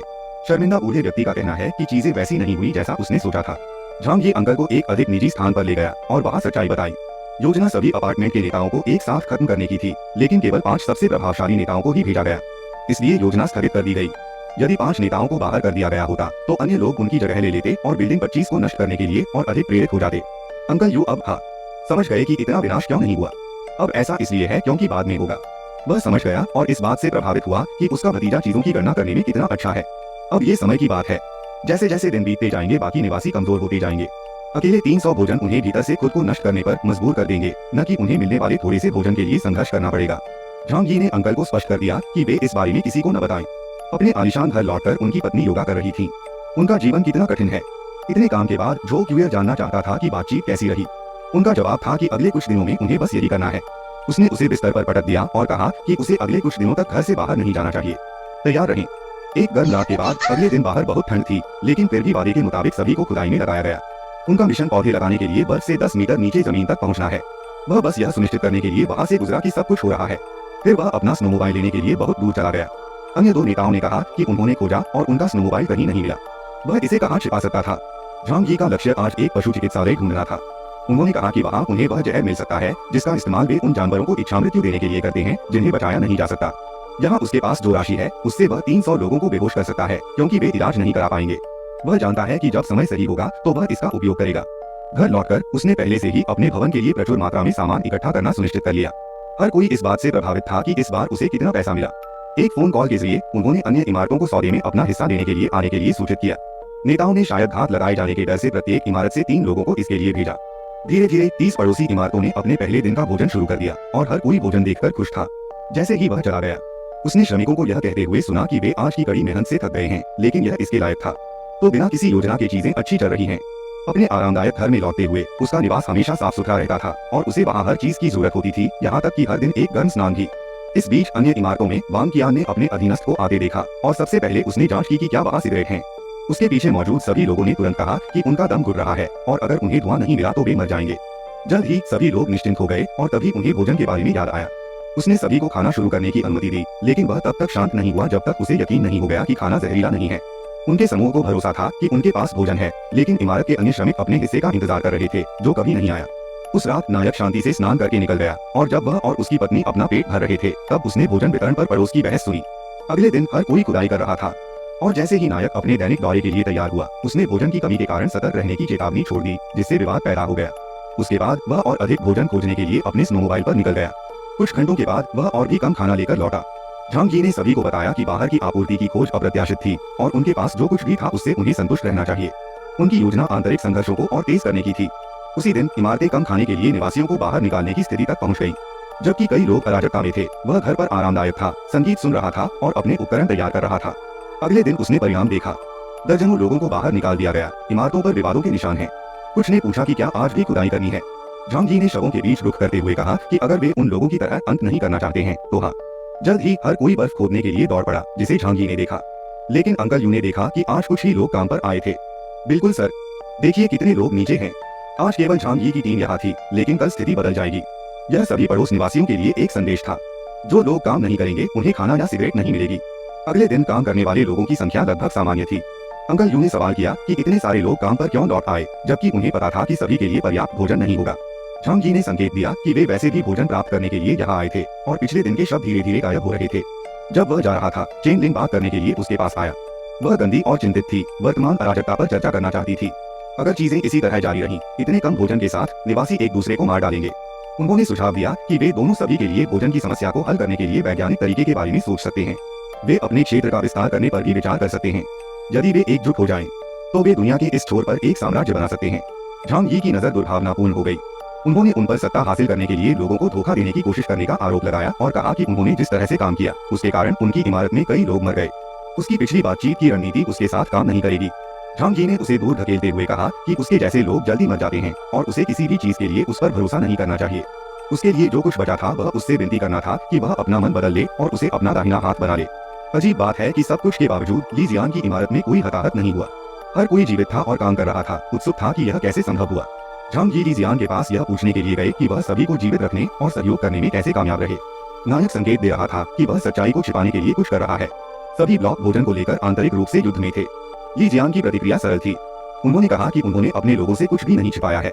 उन सभी को सौदे के बारे में बताएं और जो थोड़ा भोजन उन्हें मिला उसे समान रूप से वितरित किया। झांग जी ने मजाक में कहा कि इसका नतीजा यह हुआ कि हर कोई समान रूप से भूखा मर रहा है, जानने से संतुष्ट है। वह जाने वाला था, लेकिन ली जियान ने उसे इंतजार करने के लिए कहा। उन्होंने कहा कि झांग जी अपने निवासियों की मदद कर सकते हैं। झांग जी ने तब सुझाव दिया कि ली जियान के नेतृत्व कौशल के साथ वह अपने समूह से केवल सबसे मजबूत को चुन सकता है और अधिक भोजन कर सकता है। इसके बजाय ली जियान ने अपनी ईमानदारी बनाए रखना और सभी की रक्षा करने का प्रयास करना पसंद किया। अंत में वे सभी एक साथ भूखे मरेंगे। उन्होंने गरीब ली जियान को इस संदेह के साथ अकेला छोड़ दिया कि क्या खुद के बारे में सोचना और जिंदा रहने के लिए दूसरों को छोड़ देना सही है। झांग जी उन दो भ्रष्ट नेताओं के पास गए जिन्हें मिलने वाले भोजन के बारे में कोई शिकायत नहीं थी। उसने उनसे कहा कि अगर उन्हें किसी चीज की जरूरत हो तो वे उससे पूछ सकते हैं। उसकी छाया में कोई देख सकता था कि हमारा नायक वास्तव में कौन था। वह दूसरों का फायदा उठाने वालों के प्रति सहानुभूति रखते थे और हर किसी की मदद करने और ईमानदार होने की कोशिश करने वालों को कमतर आंकते थे। अन्य भवन निर्माण नेताओं ने बाद में नायक से संपर्क किया और वांग कियान और तियान फैंग के लाभ केवल सिगरेट के रूप में लेने के लिए कहा। हर कोई जो थोड़े से भोजन से अच्छा कर रहा था वह धूम्रपान के लिए भी कुछ लेना चाहता था। उन्होंने कहा कि कल से सभी लोग उनकी देखरेख में भी रहेंगे और लोगों को बर्खास्त कर देंगे। अन्य पड़ोसियों ने झांग जी से सवाल किया और पूछा कि वे और चीजें मांगने के हकदार क्यों महसूस करते हैं। नायक यह कहते हुए चला गया कि कुछ लोग दूसरों की तुलना में अधिक कमा सकते हैं, जिससे अन्य निवासियों में भी ईर्ष्या की भावना पैदा हो गई। घर लौटकर वह अपने सोफे पर लेट गया और कहा कि यह बस समय की बात है। चीजें वैसी ही चल रही थीं जैसी उसने योजना बनाई थी और जल्द ही हर कोई दूसरों की तरह बर्फ में पड़ा होगा। अब उसे अपनी योजना के दूसरे भाग को क्रियान्वित करना था। अगले दिन सुबह वह भोजन की तलाश में निकला। इस बार उन्होंने यह सुनिश्चित किया कि सभी को खूब कुछ मिले। भूख फैलने पर उसने पहले से बचाकर रखा हुआ जहर इस्तेमाल कर लिया। योजना बहुत अच्छी चल रही थी। क्या किसी समय नेता उनके खिलाफ नहीं हो जाएंगे? उन्हें किसी एक व्यक्ति के प्रभुत्व को स्वीकार नहीं करना चाहिए। वे जरूर कोई साजिश रच रहे होंगे। हालांकि विभिन्न हथियार रखने की उसकी पूर्ण शक्ति ने उनके लिए उसके खिलाफ जाना असंभव बना दिया था। झांग जी ने फैसला किया कि यह हमला करने का समय है। पहले से कहीं अधिक भोजन के साथ घर लौटते हुए उसने अपने अंकल यू और अन्य लोगों से उसकी रक्षा के लिए वहां रहने को कहा। इस बार नेतागण भोजन लेने आए। जिन नेताओं से उनका ज्यादा संपर्क था उनकी शक्ल अजीब लग रही थी। जब बिल्डिंग 21 की बारी आई तो झांग जी ने खाना देने के लिए अपनी पीठ घुमाई और आश्चर्यचकित रह गया। वे हमला करने के लिए चिल्लाए और अपने हथियार निकाल लिए। गोलियां चली और कोई झांग जी की रक्षा के लिए आगे बढ़ा। वह सतर्क हो गया। वह एकमात्र व्यक्ति था जिस पर उसे भरोसा था, जो उसे गोलियों से बचाने के लिए आगे आया। जल्द ही अन्य इमारतों के पड़ोसियों ने काम पूरा करने के लिए संपर्क किया। उन्हें विश्वास था कि वह निहत्थे थे। उनमें से एक ने उस पर पीछे से वार करने की कोशिश की। अपने कौशल को छिपाने की परवाह न करते हुए उसने बस एक CS मशीन गन निकाली और अंधाधुंध गोलीबारी शुरू कर दी। लोगों की बेतुकी संख्या से कोई फर्क नहीं पड़ता। कोई भी घबराई हुई ट्रिगर उंगली का विरोध नहीं कर सकता। जब गद्दारों के समूह ने नायक को गिराने की उम्मीद खो दी तो उन्होंने भागने की कोशिश की, लेकिन भले ही कई लोग भाग रहे थे, लेकिन सिर पर गोली मारकर उन सभी को गिरा दिया गया। जब गोला बारूद खत्म हो गया तो उसने 2 और पिस्तौलें निकाल ली। नेता वांग और तियान फैंग ने विनती करते हुए कहा कि वे सहयोगी नहीं हैं। हालांकि क्षमा ईश्वर से आती है। आखिरी बची चेन लिंग थी और उसने कहा कि वास्तव में उसका इससे कोई लेना देना नहीं है और यह सच भी हो सकता है। उन्होंने यह भी बताया कि उनकी देखभाल के लिए एक 13 साल की बेटी भी है। बिना दया के झांग जी ने उसके माथे में गोली मार दी। सभी को मार गिराने के बाद अब शायद कुछ वास्तविक अपराध बोध के साथ उसने कहा कि उसे खेद है, लेकिन वह बाघों को जीवित वापस नहीं लौटने दे सकता। उसके पीछे शवों का समुद्र। नायक को यह देखकर आश्चर्य हुआ कि कोई जीवित था। Uncle you. उसने गोदाम से एड्रेनालाइन इंजेक्शन लिया और उसे अपनी छाती पर लगा लिया। बिल्डिंग 25 के 2 लोग छुपे हुए थे। वह मदद के लिए चिल्लाया और वे अंकल यू को जॉकेर के पास ले गए। रास्ते में ज़ीलिनी ने अपने घायल प्रेमी को देखा और चिंतित हो गई। वह ऐसा क्यों था? अगर वह मर गया तो क्या होगा? वह कैसे जीवित रहेगी? तथ्य यह है कि महिला केवल यह सोच रही थी कि वह अपने लाभों को कैसे खो देगी। इससे नायक क्रोधित हो गया, इतना कि उसने उससे चुप रहने और चिंता न करने को कहा। महिला की प्रतिक्रिया बदल गई। यदि बूढ़ी यू जीवित नहीं रहती है तो वह सुरक्षा के बिना अकेले जीवित नहीं रह पाएगी। वह कहती है कि अगर उसका प्यार मर जाता है तो उसे अपने बच्चे की देखभाल करनी होगी, क्योंकि वह भी मर जाएगी। झांग यी को समझ नहीं आ रहा है कि वह पहले से ही इस नतीजे पर क्यों पहुंच रही थी कि वह जीवित नहीं बचेगा। क्या वह शायद चाहती है कि वह जीवित न रहे? ज़ीलिनी रोने लगती है, चिल्लाने लगती है कि नहीं, उसके पति को जीवित रहना चाहिए। उसकी बातें सुनकर थककर झांग यी अंकल के पीछे चला जाता है। महिला के मन में अंकल यू एक अच्छे जीवन के लिए उसका बिजी टिकट है और वह उसे अपने हाथ से जाने नहीं दे सकती। दरवाजे पर वह उन सभी को अपने घर वापस जाने के लिए कहता है, लेकिन महिला इस बात पर जोर देती है कि उसके पति को इस समय उसके साथ की जरूरत है। अंकल, जो वास्तव में उस महिला को पसंद करते हैं, का ध्यान रखते हुए इसके बारे में सोचते हैं और उसे रहने देते हैं। जैसे ही वह अपने घर का दरवाजा खोलता है तो चीजों का रंग तक बदल जाता है। हवा गर्म है और शीलिनी खुशी के आंसू रोती है। यह वह जगह है जहाँ वह लंबे समय से रहने का सपना देख रही थी। जबकि झांग यी और झो के अंकल को अंदर लाते हैं, ज़ीलिनी रसोई में जाती है और अनुमति मांगे बिना खुद कुछ पीने में मदद करती है, जिससे हमारे जोड़े को आश्चर्य होता है। जल्द ही महिला खुश होकर लौटती है और पूछती है कि क्या उसके पास पाउडर वाला दूध है, जिससे झांग यी में तुरंत गुस्सा पैदा हो गया। फिर वह कहती है कि यह बच्चे के लिए है। अंकल यू को वास्तव में बच्चा पसंद है। नायक अब यह स्पष्ट करता है कि ध्यान अंकल यू पर है। वह घर के एक अलग कमरे में जाता है और डायमेंशनल गोदाम से अस्पताल का स्ट्रेचर निकालता है। ज़ीलिनी को आश्चर्य होता है कि क्या उसने उसे जादू का करतब दिखाते हुए देखा था, लेकिन उसने उसे अनदेखा कर दिया। झो किर से पूछा कि क्या उसे अंकल को बचाने के लिए किसी अतिरिक्त उपकरण या दवाइयों की जरूरत है। झो किर ने अंकल की शर्ट उतार दी। गोली का स्थान आंतरिक अंग क्षति का संकेत देता है। इन चिकित्सीय स्थितियों में अंकल को बचाना असंभव लगता है। ज़ीलिनी की बात सुनकर वह चीखने चिल्लाने लगता है। गुस्से में वह उसकी ओर इशारा करते हुए चेतावनी देता है कि अगर वह दोबारा हस्तक्षेप करेगी तो गंभीर परिणाम होंगे। वह रुकती है और कहती है कि उसके लिए कमरा छोड़ देना बेहतर है। उसके मन में यहाँ बहुत सारा भोजन और साफ गर्म पानी है। कौन इस कमरे में चारों ओर देखते हुए रुकना चाहेगा? उसके इरादे को समझते हुए नायक आगे आता है और उसे स्पष्ट करता है वह यहीं रहेंगी और मदद करेंगी। वह केवल इसलिए अंदर आई क्योंकि अंकल के लिए उसकी उपस्थिति महत्वपूर्ण थी। वह इस कमरे को तभी छोड़ेगी जब झो किर का काम पूरा हो जाएगा। वह महिलाओं को घर पर छोड़ देता है और सभी निवासियों को बुलाते हुए इमारत की पहली मंजिल पर चला जाता है। उनके साथ विश्वासघात हुआ है और अंकल यू शायद जीवित नहीं बचेंगे। अब उन्हें हड़ताल करनी होगी। ज्यादातर पड़ोसी इसके खिलाफ हैं। अन्य इमारतों में 1000 से अधिक लोग रहते हैं और वे बहुत कम हैं। झांग ये बताते हैं कि उन्हें केवल बाहर ही देखना चाहिए। इमारतों से निकलने वाले किसी भी व्यक्ति पर हमला किया जाएगा और इमारतों के भीतर छुपकर बाकी लोगों की वह देखभाल करेगा। जो लोग भाग नहीं लेंगे उन्हें देशद्रोही माना जाएगा और उन्हें बाहर शवों के समान परिणाम भुगतने होंगे। उनके लिए यहाँ गर्म कपड़े हैं। जल्द ही समूह बिल्डिंग 21 के दरवाजे पर पहुंचता है। ऊपरी मंजिल के निवासियों को एहसास होता है कि झांग यी उनके निवासियों का नेतृत्व कर रहे हैं। जो लोग जानते थे कि झांग यी हथियार चला सकता है, वे केवल भय से स्तब्ध रह गए। अधिकांश के पास केवल हाथापाई के हथियार थे और वह जादुई तरीके से एक मशीन गन का उत्पादन कर सकता था और उन सभी को नष्ट कर सकता था। बहादुरों को भरोसा है कि वे इमारत में सुरक्षित हैं। झांग यी सभी को निकास और खिड़कियों पर नजर रखने के लिए कहता है और वह बिल्डिंग 21 में प्रवेश करता है। लॉबी में पहुंचकर वह अपने भंडारण क्षेत्र से लकड़ी और कपड़ों का एक गुच्छा इकट्ठा करता है, उन्हें लॉबी में रखता है और फिर हर चीज पर गैसोलीन डालता है। सभी लकड़ी और कपड़ों को गैसोलीन के निशान से जोड़ता है। फिर वह अपना लाइटर जलाता है और मजाकिया अंदाज में कहता है कि वह दयालु होगा और उन्हें इस अत्यधिक ठंड में गर्म होने में मदद करेगा। वह लाइटर को गैसोलीन में फेंक देता है। आग की लपटें तेजी से लॉबी में फैल गई और वह शांति से घटनास्थल से चला गया। इमारत की सीढ़ियों से धुआं फर्श तक फैल गया। ऊपरी मंजिलों पर मौजूद हर कोई भयभीत महसूस कर रहा था। खिड़कियां खोलने के लिए चिल्ला रहा था, अन्यथा धुएं से उनका दम घुट जाएगा। हालांकि कई लोगों ने अपने घरों में पाया कि अत्यधिक ठंड के कारण खिड़कियां जमी हुई थीं। औजारों के बिना वे उन्हें तोड़ नहीं सकते थे। नायक शांति से बिल्डिंग 21 से बाहर निकल गया। उसने अपने पीछे की इमारत, जो अब धुआं छोड़ रही है, की ओर इशारा करते हुए कहा, अब आप में से बाकी लोग इसे संभालें, किसी को भागने न दें। जैसे जैसे आग की लपटें बढ़ती गई, कई लोग गर्मी सहन नहीं कर सके और नीचे बर्फ में उतरकर कूदने का फैसला किया। भले ही वे जलने से नहीं मरे, लेकिन गिरने से उनकी रीढ़ की हड्डी टूट गई। एक महिला को उन पर कोई दया नहीं आई क्योंकि वे रेंग रहे थे और आग की चपेट में आ गए। उसने बस अपना चाकू उनमें दबा दिया। यहाँ तक कि उसके आसपास के पुरुषों में भी इतनी निर्दयता नहीं थी। प्रेमी ने कुछ घबराते हुए पूछा कि क्या वह ठीक है। जब महिला मुड़ी तो वह एक प्यारी परी की तरह लग रही थी, जो कह रही थी कि यह काम था। जब कोई और गिर गया और गिरने से हुए नुकसान से नहीं मरा, तो वह वहां गई और उस बेचारी आत्मा को अब और पीड़ा न झेलने में मदद की। कुछ ही मिनटों में पूरी बिल्डिंग 21 को खत्म कर दिया गया। बाद में झांग यी ने तियानफांग के नेतृत्व में अपने लोगों को बिल्डिंग 26 तक पहुंचाया। बिल्डिंग 21 के साथ जो हुआ उसे देखकर निवासी घबरा गए। जब वे पहुंचे तो निवासियों ने चिल्लाया कि वे तियानफांग का समर्थन नहीं कर रहे थे और निर्दोष थे। हंसते हुए झांग यी ने कहा कि इससे कोई फर्क नहीं पड़ता, वे सभी जलने वाले थे। थोड़ी देर बाद इस इमारत का भी वही हश्र हुआ और इसके साथ ही 5 अन्य इमारतों को ठंड से बचाने के लिए गर्म कर दिया गया। उनका विचार था कि यह एक रात के लिए पर्याप्त है। उन्होंने दूसरी बिल्डिंग के निवासियों से कहा कि वे चिंता न करें। वह जानता था कि वास्तव में निर्दोष लोग कौन थे और वे ठीक हो जाएंगे। कुछ को आशा दिखी और वे खुश हुए, लेकिन कई अन्य चिल्लाए कि 5 इमारतों को जलाने के बाद वह थक गए होंगे। उसने चिल्लाने की परवाह न करते हुए आदेश दिया कि आज के लिए इतना ही काफी है। इतने लंबे समय तक ठंड सहने के बाद उनके लोगों ने कहा कि वे बाहर रहेंगे और आग से खुद को गर्म करेंगे, यहाँ तक कि आग के लिए ईंधन भी वहीं से था। फिर वह उन 2 लोगों के शवों के पास गया जो उसके प्रति सबसे अधिक वफादार थे। उसके लिए उन्हें धोखा देने का कोई मतलब नहीं था, क्योंकि उनके साथ हमेशा अच्छा व्यवहार किया गया था। यह जानने की उत्सुकता थी कि उसने जांच के लिए उनके सेल फोन क्यों लिए। बातचीत को देखकर वह समझ गया कि क्यों। विद्रोह में शामिल इमारतों से निपटने के बाद झांग ये अंकल यू को देखने के लिए घर लौट आए। हृदय गति मॉनिटर की स्थिर लय ने संकेत दिया कि अंकल यू खतरे से बाहर थे। उन्होंने खुशी से कहा कि झो किर वास्तव में शहर का सबसे अच्छा शेरजियन था। जैसे ही वे बात कर रहे थे, झाओली मेई उनके पास आई और अपने बच्चे के लिए खाने के लिए कुछ मांगा। तिरस्कार पूर्वक देखते हुए उसने कहीं से इंस्टेंट नूडल्स का एक पैकेट निकाला और यह कहते हुए जमीन पर फेंक दिया कि वह उसे भूखा नहीं मरने देगा। लेकिन महिला ने इसे यहीं नहीं छोड़ा और कहा कि यह काफी नहीं है।